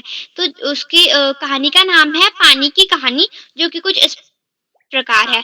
इस कहानी में हमें लेखक ने बताया है कि जब एक बार लेखक शाम के समय सड़क पे चल रहे थे तो उनके हाथ पे एक ओस की बूंद जा गिरी और कुछ समय पश्चात जब वो ओस की बूंद 2 कणों में विभाजित हो गई तो उनको लगा कि ये हिल हिल कर कुछ कहना चाहती है। तो उसने ओस की बूंद की तरफ देखा, तो ओस की बूंद मतलब बिल्कुल मोती की तरह चमक रही थी। तो उसने बताया कि मैं ओस की बूंद हूँ, मैं बेर के पेड़ पे से आई हूँ। तो उसने वो बहुत ही घृणा और गुस्से से काँप उठी थी, क्योंकि उसने बताया कि पेड़ जो मतलब बेर के पेड़ है, इसकी जो जड़ें हैं धरती के अंदर से मुझे सोख लिया था और मैं 3 दिन तक इसके अंदर ही फँसी रही थी। तो बड़ी मुश्किल से जब मैं बाहर निकली, तो अभी तुम्हारे पास गिरी हूँ। क्या तुम मुझे इन पेड़ों के प्रकोप से बचा सकते हो? तो लेखक ने उससे कहा कि जब तक तुम मेरे साथ हो तुम सुरक्षित हो, चलो मैं तुम्हें घर ले जाता हूँ। उसके बाद लेकर उसे घर ले गया और वो उसकी हथेली पर ही रही। तब तक उसने रात भर लेखक ने उसकी कहानी सुनी। तो पानी की बूंद ने बताया कि मैं तुम्हें बताती हूँ कि मैं कैसे उत्पन्न हुई हूँ। तो उसने बताया कि बहुत साल मतलब करोड़ों वर्ष पहले जब सौरमंडल में मेरे पूर्वज हाइड्रोजन और ओजोन यानी कि हाइड्रोजन और ऑक्सीजन रहते थे, तो उन्होंने बताया कि वो सूर्य की लपटों में खेलते थे। तो एक बार अचानक से एक बड़ा-सा पिंड आकर उससे मतलब उसके आकर्षण से सूर्य का एक बहुत बड़ा भाग मतलब सूर्य का एक भाग टूटकर सूर्य के पीछे चला गया, जो कि बहुत सारे ग्रहों में बँट गया। उनमें से ही एक ग्रह था पृथ्वी। तो उसकी बूँद ने बताया कि जब पृथ्वी शुरुआत में थी, तो आग के गोले की तरह बिल्कुल गर्म थी। लेकिन धीरे-धीरे पृथ्वी ठंडी होने लगी, तो उसके पूर्वज हाइड्रोजन और ओजोन ने बहुत सारी रासायनिक क्रियाएँ की, जिससे कि उन्होंने अपना वास्तविक रूप खो दिया और एक नया रूप बूँदों के रूप में वो उत्पन्न हुए। तो उसकी बूँद ने बताया जब पहले बूँदें थी, तो वो बिल्कुल मतलब भाप की तरह थी, लेकिन कुछ समय बाद वो ठंडी हो गई और बर्फ बन गई बिल्कुल और सारे के सब तरफ बर्फ ही बर्फ हो गया। तो उसके बाद उसकी बूँद ने बताया कि लेकिन एक दिन ऐसा आया कि वो सारी बर्फ एक दूसरे के ऊपर से सरकने लगी और वो सारी बर्फ पिघलने लगी धीरे-धीरे करके और पिघल-पिघल कर मतलब वो समुद्र में घुल गई पूरी तरह से। और समुद्र के जब घुलते ही पानी की बूँदों ने बहुत मस्तियाँ की, समुद्र की गहराइयों को छुआ, समुद्र में बहुत वर्ष बिताए। और उसके बाद एक दिन वो ऐसे ही टहलते-टहलते समुद्र में चट्टानों के अंदर घुस गई, जहाँ पर वो कई वर्षों तक फँसी रही और उसके बाद एक पृथ्वी के खोखले भाग में जाकर सब इकट्ठा हो गई, तो उन्होंने देखा कि वहाँ पे बहुत सारी लाल मिट्टी और चट्टानें वगैरह थी। कुछ बूँदें आगे बढ़ने की कोशिश करी, तो बाद में वो वहाँ की गर्मी से गर्मी से भाप बनकर उड़ गई। तो जब बाकी समझदार बूँदों ने ये सब देखा, तो उन्होंने कहा कि क्या कहते हैं उन्होंने समझदारी की और उन्होंने अपना रास्ता बदल लिया। तो जब वो रास्ता बदला, तो ऐसे ही वो धरती के अंदर भटकते रहे कई वर्षों तक और कई बार वो भाप बनकर उड़े और बादलों में कभी नीचे बहते और फिर नीचे आ जाते और ऐसे ही उसके बाद वो नीचे आकर धरती में चले गए थे, जहाँ से वो ओस की बूंद पेड़ पे चली गई थी। तब उसने बताया कि मैं किस तरह से इस पेड़ पे आई हूँ। जब लेखक ने उसकी ये बातें सुनी, तो उसे बड़ी हैरानी हुई। तब इतने में उसने देखा कि सूर्य की किरणें निकल रही है। तो ओस की बूंद ने कहा कि तुमने मेरी रक्षा करी, उसके लिए धन्यवाद, लेकिन अब मुझे जाना होगा। इतना कहकर ओस की बूंद भी भाप बनकर उड़ गई और उसके बाद लेखक ने ये सब कहानी लिखी। इस कहानी के जो लेखक है वो है रामचंद्र तिवारी।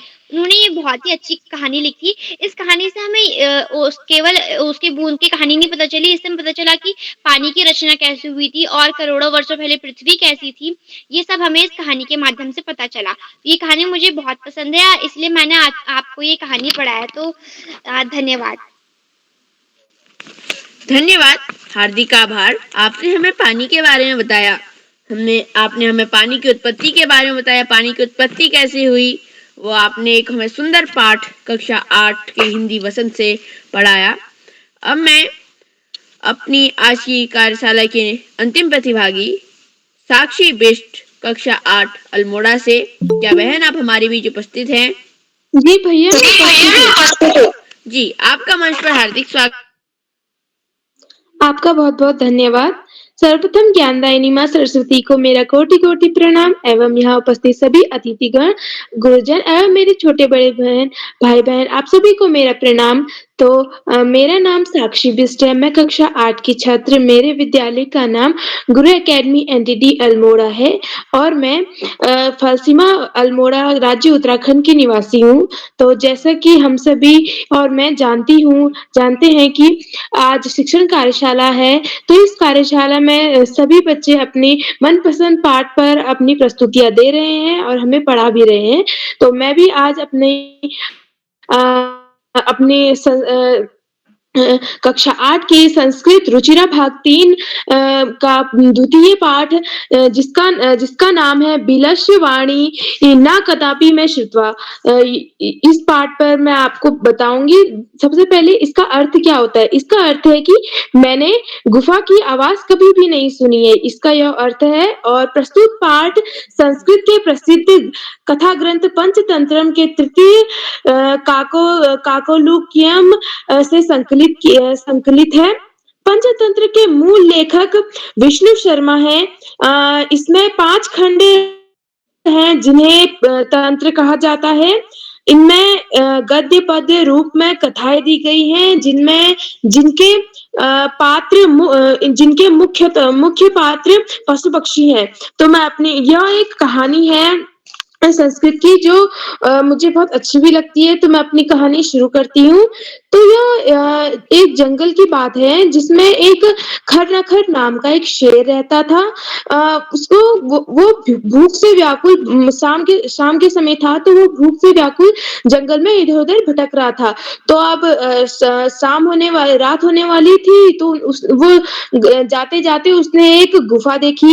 अब गुफा में उसने इधर-उधर देखे तो बहुत सारे पशु पक्षी भी थे, लेकिन उस गुफा में कोई जा नहीं रहा था। तो उसने सोचा कि अगर इसमें कोई गुफा में कोई है नहीं, तो कोई जा नहीं रहा है, तो कोई ना कोई तो होगा। और मैं अभी इसके अंदर चले जाता हूँ और रात के समय जब वो कोई जानवर होगा जो अंदर आएगा, मैं उसे मारकर खा जाऊंगा। तो वो ऐसा सोचकर गुफा के अंदर चले जाता है और वहां जाकर छिप जाता है। तो रात का समय होता है, तो वहां पर आता है सियार, जो गुफा का मालिक होता है। उसका नाम होता है दधिपुच्छ। तो वो देखता है कि वहां पर शेर के पैरों के निशान होते हैं, लेकिन वो देखता है कि वो अंदर को जाने के पैर के निशान थे, लेकिन वापस आने के नहीं थे। तो उसे कुछ संकोच हो रहा था। तो वो अपने दिमाग चलाता है और कहता है, हे गुफा, अगर तुम मुझे सुन रहे हो तो तुम मुझे भीतर आने की अनुमति दो। तो वह ऐसा सोच के वो बोलता है और अंदर बैठा छुपा शेर बोलता है कि अगर ये गुफा नहीं बोलेगी तो ये अंदर नहीं आएगा और ये बाहर चले जाएगा। तो वो बोलता है अपने उच्च गर्जन, मतलब अपनी शेर की दहाड़ में बोलता है, हाँ आ जाओ, अंदर आ जाओ। तो उसकी जो दहाड़ है उसको सुनकर आसपास के सभी पशु पक्षी वहां से भाग जाते हैं और वो सियार भी उसी समय वहां से भाग जाता है। और इस कहानी से तभी इसका नाम कहा गया है कि गुफा। मैंने कभी गुफा की आवाज नहीं सुनी और ये मुझे कहानी इसलिए पसंद है क्योंकि इसमें किस तरह जो सियार होता है वो अपनी चालाकी से खुद की जान बचाता है। चालाकी होती है दूसरों के लिए, अपनी पढ़ाई के लिए, हर चीज की चालाकी होती है, लेकिन उसने किस तरह अपने आप को बचाने के लिए कितनी चालाकी से उस शेर को चकमा दे दिया। और इस पाठ के कुछ कठिन शब्द हैं, जैसे क्षुधार्तः, इसका अर्थ है भूख से व्याकुल, और है सिंह पद्यति, इसका मतलब है शेर के पैरों के निशान। और रवः का मतलब होता है शब्द या आवाज, और यदि या तरही का मतलब होता है अगर या तो। और समय का होता है शर्त। और बिलश क्या होता है बिल या गुफा। इसी के साथ मैं अपनी वाणी को विराम देती हूँ। धन्यवाद, हार्दिक आभार। आपकी प्रस्तुति बहुत अच्छी थी। आपने हमें पंचतंत्र की एक कहानी सुनाई। अब हम आगे बढ़ते हुए मैं आमंत्रित करता हूँ बाल प्रहरी के संरक्षक श्रीमान श्यामप्रसाद पांडे सर को 2 पंक्तियों के साथ। बाल प्रहरी के संरक्षक हैं आप, बाल प्रहरी के संरक्षक हैं आप।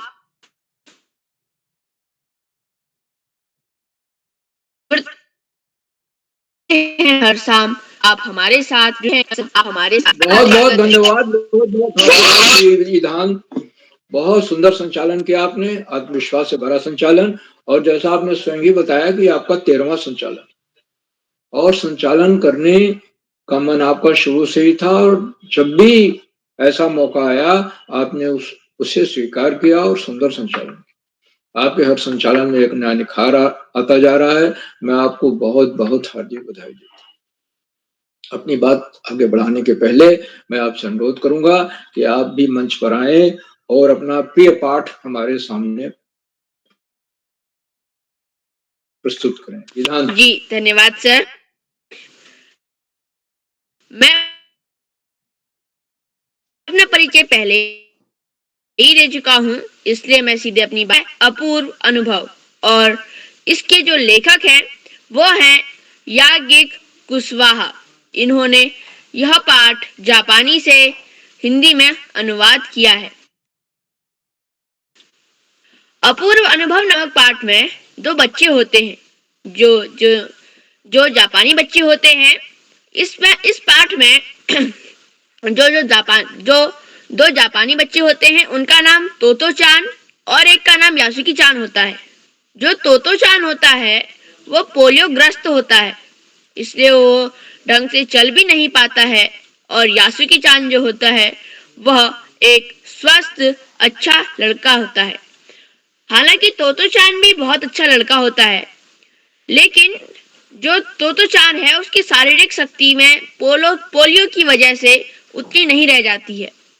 जापान में हर एक बच्चे का उसके बगीचे में अपना एक पेड़ होता है जिसे वो अपनी निजी संपत्ति मानते हैं। इस पाठ में यही बताया गया है। इस पाठ में हमें एक दोस्ती की मिसाल के बारे में बताया जाता है। पाठ में जो तोतो चान होता है वह पोलियोग्रस्त होने के कारण कहीं नहीं चल पाता है, तो यासुकी चान उसे अपने पेड़ में चढ़ने का न्योता देता है। तोतो चान के द्वारा बोला जाता है कि नहीं, मैं पोलियोग्रस्त हूँ, मैं यह कार्य नहीं कर सकता। लेकिन यासुकी चान यह ठान चुकी होती है कि वह अब तोतो चान को इस पेड़ में चढ़ा के रहेगी। उसके बाद जब वह उस दिन साय होने के कारण वह अपने घर जाती है, अब अगले दिन अपनी माता से झूठ बोलकर कि वह कहीं जा रही है, सुबह रविवार की छुट्टी के दिन सुबह जल्दी जाकर के तो यासुकी चान तोतो चान को बुला के लाती है। हालांकि जो यासुकी चान होती है वह उसको भी एडॉप्ट किया होता है और तोतो चान को भी एडॉप्ट किया होता है। वो दोनों ही अनाथ होते हैं। दोनों के जो माता पिता होते हैं वो उन दोनों से बहुत प्यार करते हैं, और जो तोतो चान होता है उसे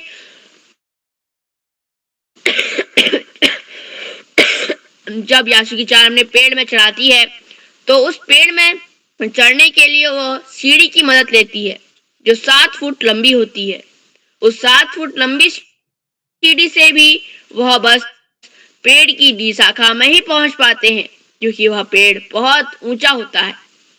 उस पेड़ में जो तोतो चान होता है उसको सीढ़ी में चढ़ने में डर लगता है, इसलिए वो जो यासुकी चान है वो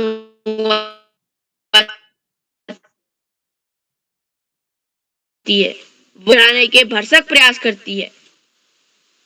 आखिरकार कई मशक्कत के बाद तोतो चान जो है वो पेड़ की डी शाखा में पहुंच जाता है, और वहां से वह, क्योंकि उसका निजी पेड़ रोड के किनारे होता है, इसलिए वह वहां से लोगों को देखता है, आती जाती गाड़ियों को देखता है। वह हर एक वस्तु को ध्यान से देखता है, और यह उसका प्रथम अनुभव था। उसने इससे पहले यह सपने में भी नहीं सोचा था कि वह किसी दिन किसी पेड़ में भी चढ़ पाएगा, क्योंकि तोतो चान पोलियोग्रस्त होने के कारण उसका कोई निजी पेड़ नहीं होता। जब वह यासुकी चान के निजी पेड़ में चढ़ जाता है तो उसके बाद वह यह ठान लेता है कि वह भी अब एक अपना निजी पेड़ बनाएगा। यह कहानी मुझे इतनी अच्छी इसलिए लगती है क्योंकि इस कहानी में जो हर काम में हमारी सहायता करता है, और नंबर 2 ये कि हमें कभी भी हार नहीं माननी चाहिए।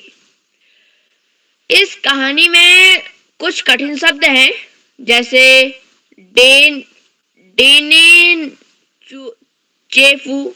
यह किसी जापान की किसी जगह का नाम है, और इस पाठ में कोई इतने कठिन शब्द नहीं है। इसी के साथ मैं आशा करता हूँ कि आपको यह पाठ समझ में आया होगा, आपको मेरी बात अच्छी लगी होगी। इसी के साथ अपनी वाणी को विराम देता हूँ। धन्यवाद। बहुत सुंदर प्रस्तुति, बहुत बढ़िया आपने पढ़ाया। तोतो चान और जाची की कहानी और जापान के बारे में भी हमें पता चला कि वहां हर बच्चे का अपना एक पेड़ होता है अपने बगीचे में।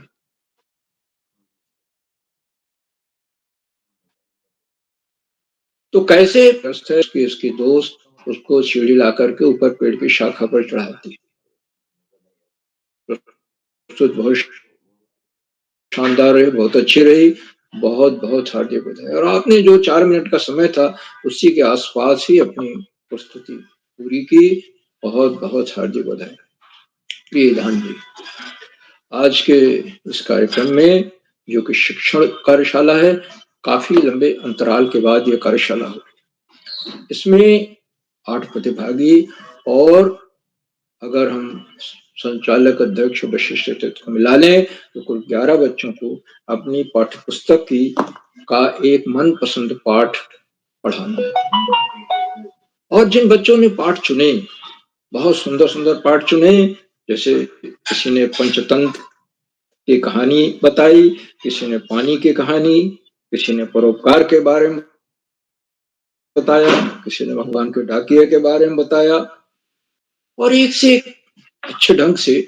और उनका चुनाव बहुत अच्छा था, चयन बहुत अच्छा था। मैं वसंत 1, वसंत भाग 2, 3 तीनों पढ़ चुका हूँ पूरा, इसलिए मेरी उस समय जो पढ़ी हुई चीजें हैं वो और ताजा हो। इसलिए मैं कह सकता हूँ कि बहुत अच्छे ढंग से जिन बच्चों ने उसमें से चुना है, बहुत अच्छे ढंग से प्रस्तुत किया।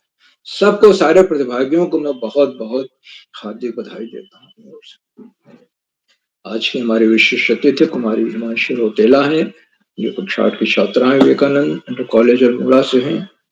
और आपने अपना विशिष्ट अतिथि का वक्तव्य तो दिया ही, साथ ही आपने बताया एटमॉस्फेयर के बारे में। पृथ्वी के चारों तरफ कैसा एटमॉस्फेयर है, उसकी लेयर्स कितनी है।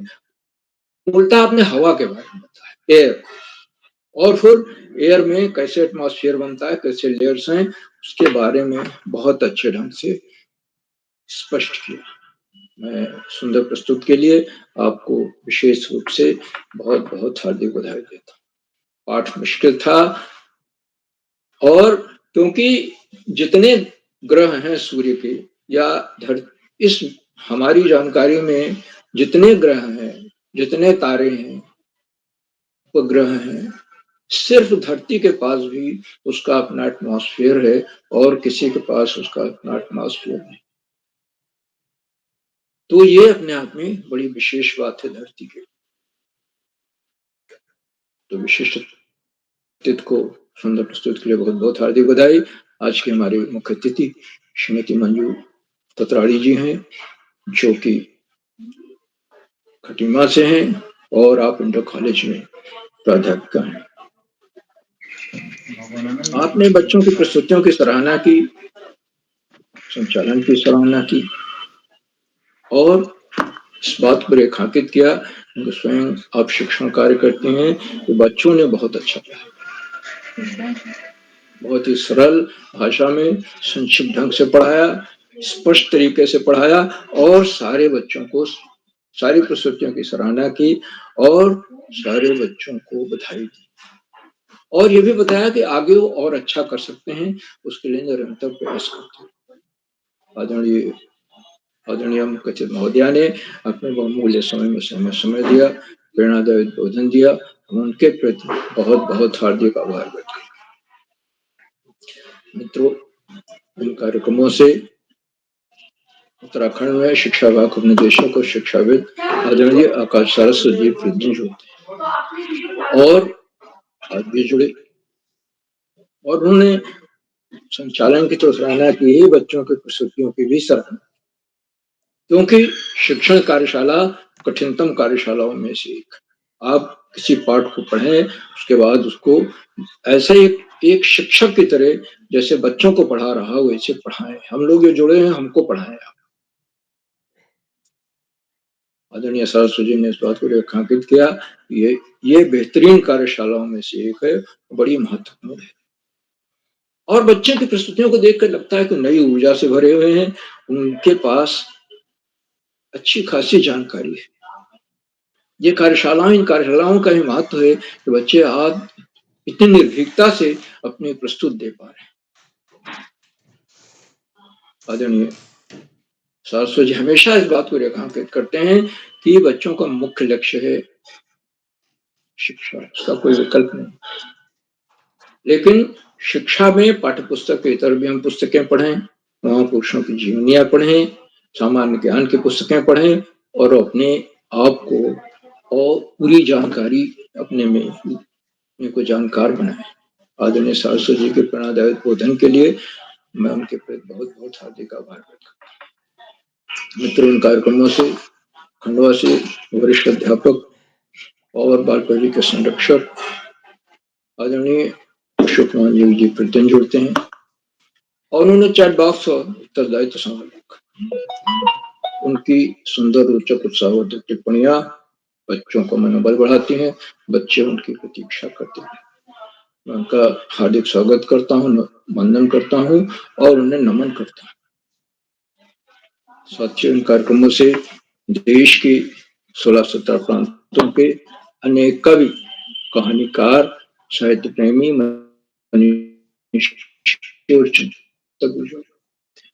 उनमें कुछ नाम जो पटल पर आए इस प्रकार हैं: आदरणीय नरेंद्र पाल सिंह जी, आदरणीय ब्रजमोहन जोशी जी, आदरणीय नरेश चंद्र सुराड़ी जी, आदरणीय डोरीलाल जी, आदरणीय दीपा कलोनी मैडम, आदरणीय उमेश जोशी जी, आदरणीय देव सिंह राणा जी और 16-17 प्रांतों से जुड़ने वाले अनेक विद्वान शिक्षक और विशेष शिक्षक।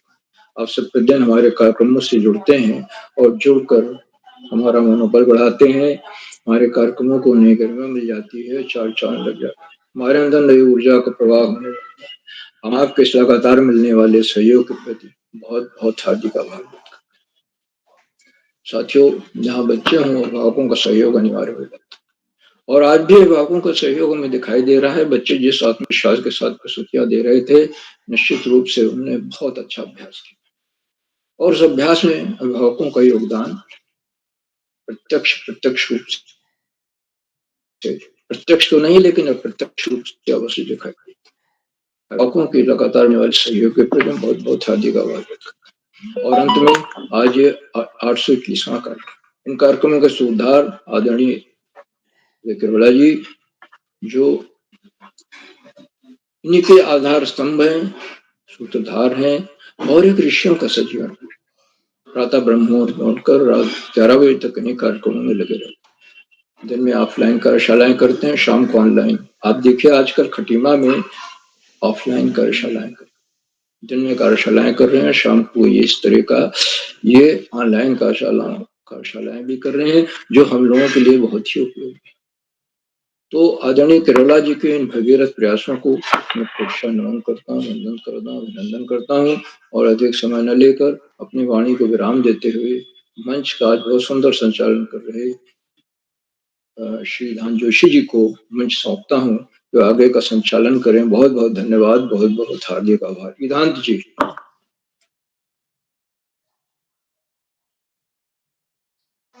विधांत जी।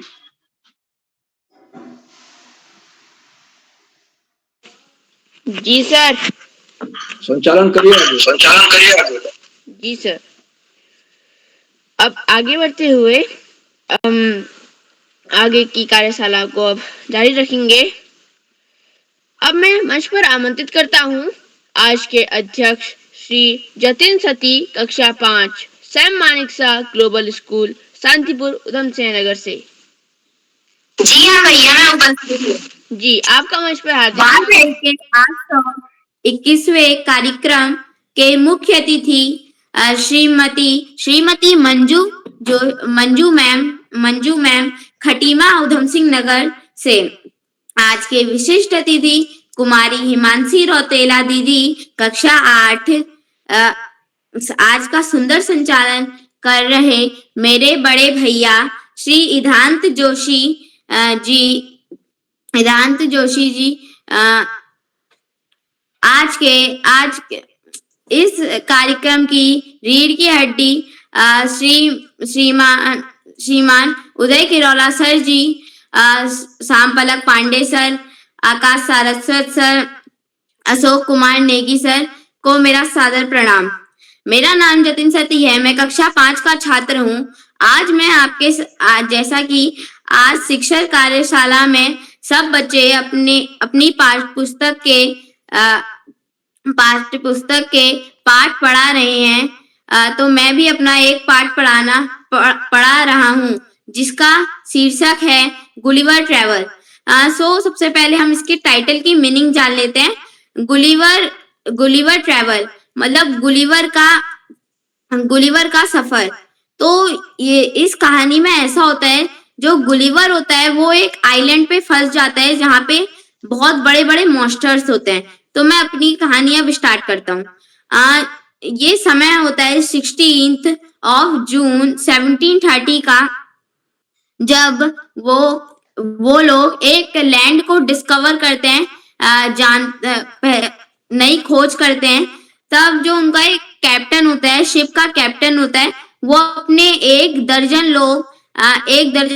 में 12 होते हैं, 12 नंबर्स होते हैं। तो अपने 12 लोग एक वेसल्स, पॉट्स और बर्तन के साथ भेजता है वहां पे पानी ढूंढने के लिए। और वहां पे जब वो जाते हैं तब वो बाहरी का एरिया देखते हैं, क्योंकि उनके पीछे एक मॉन्स्टर पड़ जाता है जो उनकी बोट का पीछा करने लग जाता है। और मॉन्स्टर इतना बड़ा होता है कि वो पूरे ओशियन में उसके बस फुट तक पानी भरा रहता है। तो जब वो लोग भाग जाते हैं तब उनका एक वहां पे छूट जाता है जिसका नाम होता है गुलिवर। तो गुलिवर डर के मारे एक पेड़ के ऊपर चढ़ जाता है, पेड़ के ऊपर चढ़ने की कोशिश करता है, पर एक मॉन्स्टर पीछे से उसकी तरफ बढ़ने लगता है। पर गुलिवर को लगता है कि उसने उसे देख लिया है, तो गुलिवर तेजी से चिल्ला जाता है, तो मॉन्स्टर उसे देख लेता है। जो वहां पे बड़े बड़े पहाड़ों की सीढ़ियां थी, वो गुलिवर उनमें चढ़ने की कोशिश करता है, पर जो सीढ़ियां थी वो 6 फीट टॉल थी, मतलब 6 फीट ऊंची थी, तो वो उनमें नहीं चढ़ पाता है। और जो मॉन्स्टर होता है उसे वो अपने हाथ में पकड़ता है, और जो गुलिवर होता है वो बहुत तेजी से चिल्ला जाता है, तो वो उसे जेंटली प्यार से उसे रख देता है नीचे। तो जो उसके साथी होते हैं, जो वहां पे कॉर्न निकालने आए होते हैं, मतलब कॉर्न की कटाई करने आए होते हैं, तो वो उसके तरफ बढ़ने लग जाते हैं। तो वो उसे देखते हैं, और फिर जो फार्मर होता है वो गुलिवर को अपने घर ले जाता है। और घर में ऐसा होता है कि वो जो उसकी पत्नी होती है, जो वो क्रिएचर की पत्नी होती है, वो ब्रेड के कुछ टुकड़े करके गुलिवर को खाने के लिए दे देती है। जब गुलिवर वो ब्रेड के टुकड़ों को खा रहा होता है, तब जो उनका पोता होता है वो जो गुलिवर को अपने मुंह में डालने ही वाला होता है कि जो उसकी मम्मी होती है वो गुलिवर को पकड़ लेती है। अगर उसकी मम्मी गुलिवर को नहीं पकड़ती तो उसकी गर्दन भी टूट सकती थी। तो इसमें ऐसा होता है कि फिर वो एक रुमाल से उसे सोने के लिए एक रुमाल से ढक देते हैं। जी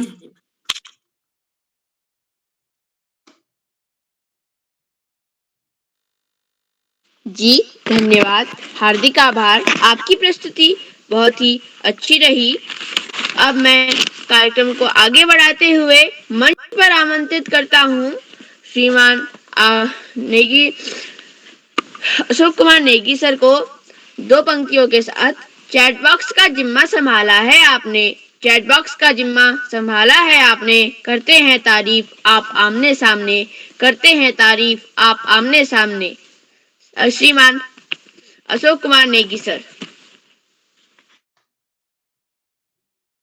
जी धांत भैया, बहुत बहुत बधाइयां आपको, ढेर सारी शुभकामनाएं। आपने आज के कार्यक्रम का बहुत ही शानदार आत्मविश्वास के साथ संचालन किया, तो इसके लिए आपको ढेर सारी शुभकामनाएं प्रेषित करते हैं। आपने आज का अपना पाठ प्रस्तुत किया, उसके लिए भी हम आपको बहुत बहुत बधाइयां और टोकरी भर भर के आशीष और स्नेह प्रेषित करते हैं। बाल प्यारी मंच पर आज की जो कार्यशाला है, इस शिक्षण कार्यशाला को केंद्रित करके आदरणीय उदय किरोला सर ने रची है, और शिक्षण कार्यशाला बाल प्रहरी का 821वां ऑनलाइन कार्यक्रम है। इस कार्यक्रम का मुख्य अतिथि स्वीकार कर रही आदरणीय श्रीमती मंजू तदराड़ी जी, जो इंटर कॉलेज खटीमा ऊधम सिंह नगर से हमारे बीच सक्रिय सहभाग कर रही हैं। आपका बहुत बहुत अभिनंदन, आभार और धन्यवाद ज्ञापित करते हैं। आपने आज की कार्यशाला में बच्चों के लिए शुभेच्छा व्यक्त की और बच्चों की प्रशंसा की, उसके लिए आपका हार्दिक आभार ज्ञापित करते हैं। आज के कार्यक्रम के विशिष्ट अतिथि के रूप में हिमांशी रोतेला जी, जो विवेकानंद इंटर कॉलेज से कक्षा 8 की विद्यार्थी हैं अल्मोड़ा से, आपका बहुत अभिनंदन है। अध्यक्षता कर रहे हैं हमारे दोस्त जतिन सती जी, जो कक्षा 5 के विद्यार्थी हैं Sam Manekshaw global school Udham Singh Nagar से। आप सभी दोस्तों का बहुत अभिनंदन। संचालन करने वाले हैं हमारे दोस्त श्री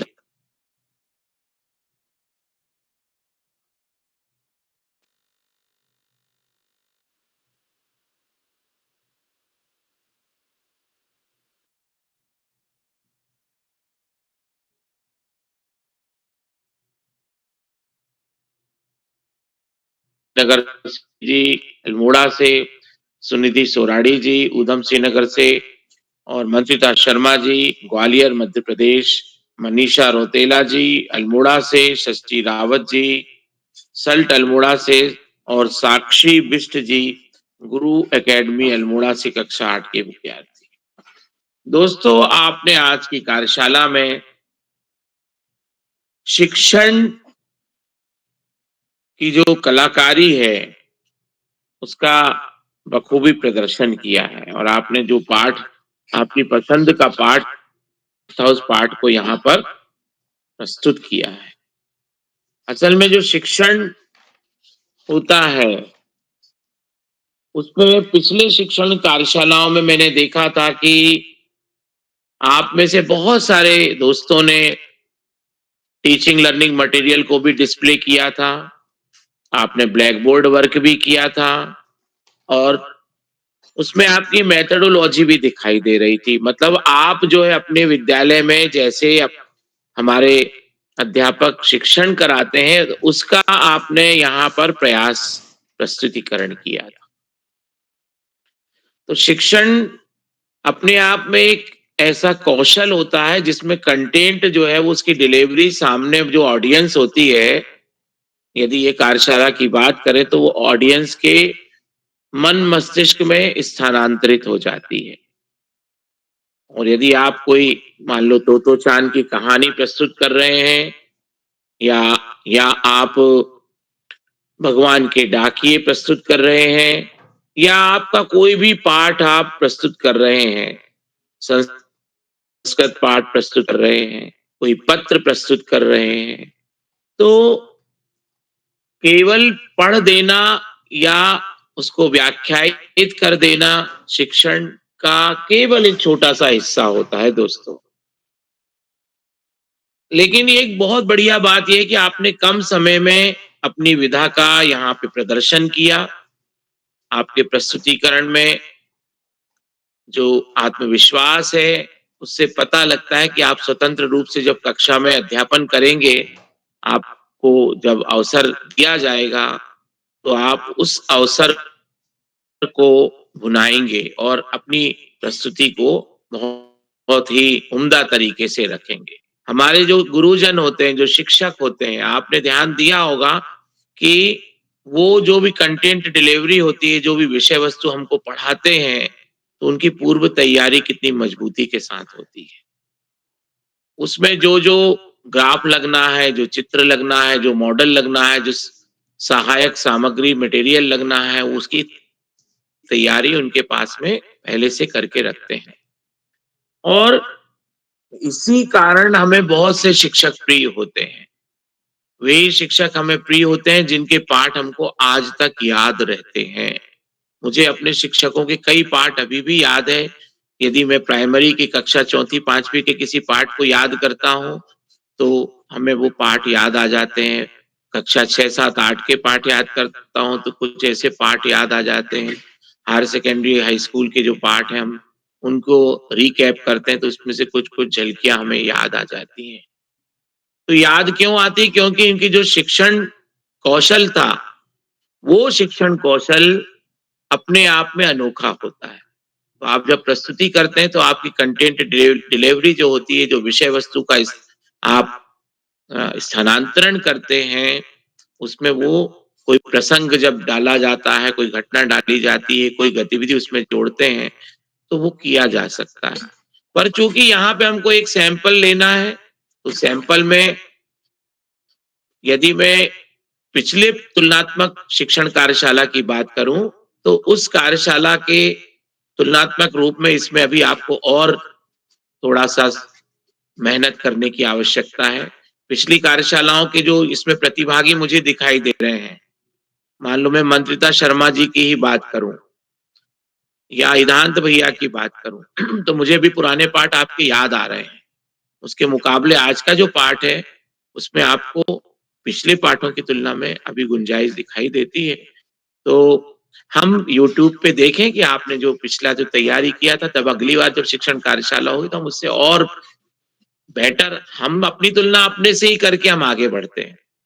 तो ये कार्यशाला में आपने जो प्रस्तुतियां दी हैं, वो काबिले तारीफ हैं। सबसे बढ़िया बात तो ये होती है कि हम किसी कार्यशाला में सहर्ष अपनी प्रस्तुति देने के लिए अपनी तैयारी कर लेते हैं, राजी हो जाते हैं। ये एक बहुत बढ़िया गुण होता है जो आप सभी लोगों में है। मैं आप सभी दोस्तों को एक बार पुनः बधाइयाँ देता हूँ, शुभकामनाएँ प्रेषित करता हूँ। आज की कार्यशाला में हमेशा की तरह आदरणीय आकाश सारस्वत सर का वरिष्ठता भरा मार्गदर्शन, आदरणीय श्याम प्रसाद पांडे सर का प्रत्येक बच्चों की प्रस्तुतियों को शीर्षक के साथ रेखांकित करना और हम सबको एक सूत्रता में बांधे रखने वाले आदरणीय उदय किरोला सर की ऋषिपत तपश्चर्या, आप तीनों के सद्कार्यों को मैं प्रणाम करता हूँ, कोटि से वंदन, अभिनंदन और प्रणाम निवेदित करता हूँ। बाल प्यारी मंच पे जितने भी साथी जुड़े हुए हैं, शिक्षाविद जुड़े हुए हैं, हमारे गुरुजन जुड़े हुए हैं, मैं उन सभी को साधुवाद प्रेषित करता हूँ। नन्हे मुन्ने दोस्तों को एक बार पुनः बधाइयाँ देता हूँ। चैट बॉक्स पे टिप्पणीकार हमारे सभी साथियों को साधुवाद प्रेषित करते हुए मैं अपनी वाणी को विराम देता हूँ। शुभ रात्रि कहते हुए एक बार पुनः इदांत भैया को मैं मंच सौंपता हूँ। बहुत-बहुत धन्यवाद, आभार। शुभ रात्रि। इदांत भैया शुभ रात्रि। धन्यवाद सर, शुभ रात्रि। हार्दिक आभार। आपने हमें कई सारी ज्ञानवर्धक बातें बताई और आपने हम चैट बॉक्स का जिम्मा संभाला हुआ है और आप सारी प्रस्तुतियों की सराहना करते हैं। अब मैं आगे बढ़ते हुए मंच श्रीमान उदय किरोला जी को सौंपता हूँ। जी ईधान जी, ईधान जी आपको श्रीमान उदय किरोला जी। जी जी ईधान जी, आपको सुंदर संचालन के लिए बधाई। मैं एक बार पुनः आज के अपने ईधान जी, आज तो सबका नंबर आगे, शायद कोई छोटा नहीं है। ईधान जी सबका नंबर आ गया? जी सर। जी सर। तो चलिए, मैं सभी मित्रों का आभार व्यक्त करता हूँ आज के मुख्य अतिथि आदरणीय मैम का, आदरणीय डॉक्टर अशोक कुमार नेगी, आदरणीय शाश्वत सर, आदरणीय श्याम पांडे सर और इस पटल में जितने भी साथी हमारे जुड़े हैं, मैं आप सभी का, हमारे देव सिंह राणा साहब दिल्ली से हमारे बीच जुड़े हैं, मैं उनका, आप प्रतिदिन जुड़ते हैं, आपका सहयोग के लिए आभार। और इस कार्यक्रम में आदरणीय नरेंद्र पाल सिंह सर और जितने भी मित्र हैं, आप सभी का आभार। इस पटल को आप सबका सहयोग मिलता रहेगा। जितने साथी यूट्यूब के माध्यम से इस कार्यक्रम को देख रहे हैं, मैं निवेदन करूंगा लाइक करके, सब्सक्राइब करके, शेयर करेंगे। तो आज के इस कार्यक्रम को समेटते हुए कल हमारा अभिभावक सम्मेलन है, तो कल के लिए भी आप सभी सादर आमंत्रित हैं। लिंक भेजा जा चुका है ग्रुप में और कल सभी मित्रों को शेयर किया जाएगा। तो कल के कार्यक्रम के लिए भी आप सब सादर आमंत्रित हैं। तो इसी के साथ आप सबको नमस्कार और शुभ रात्रि।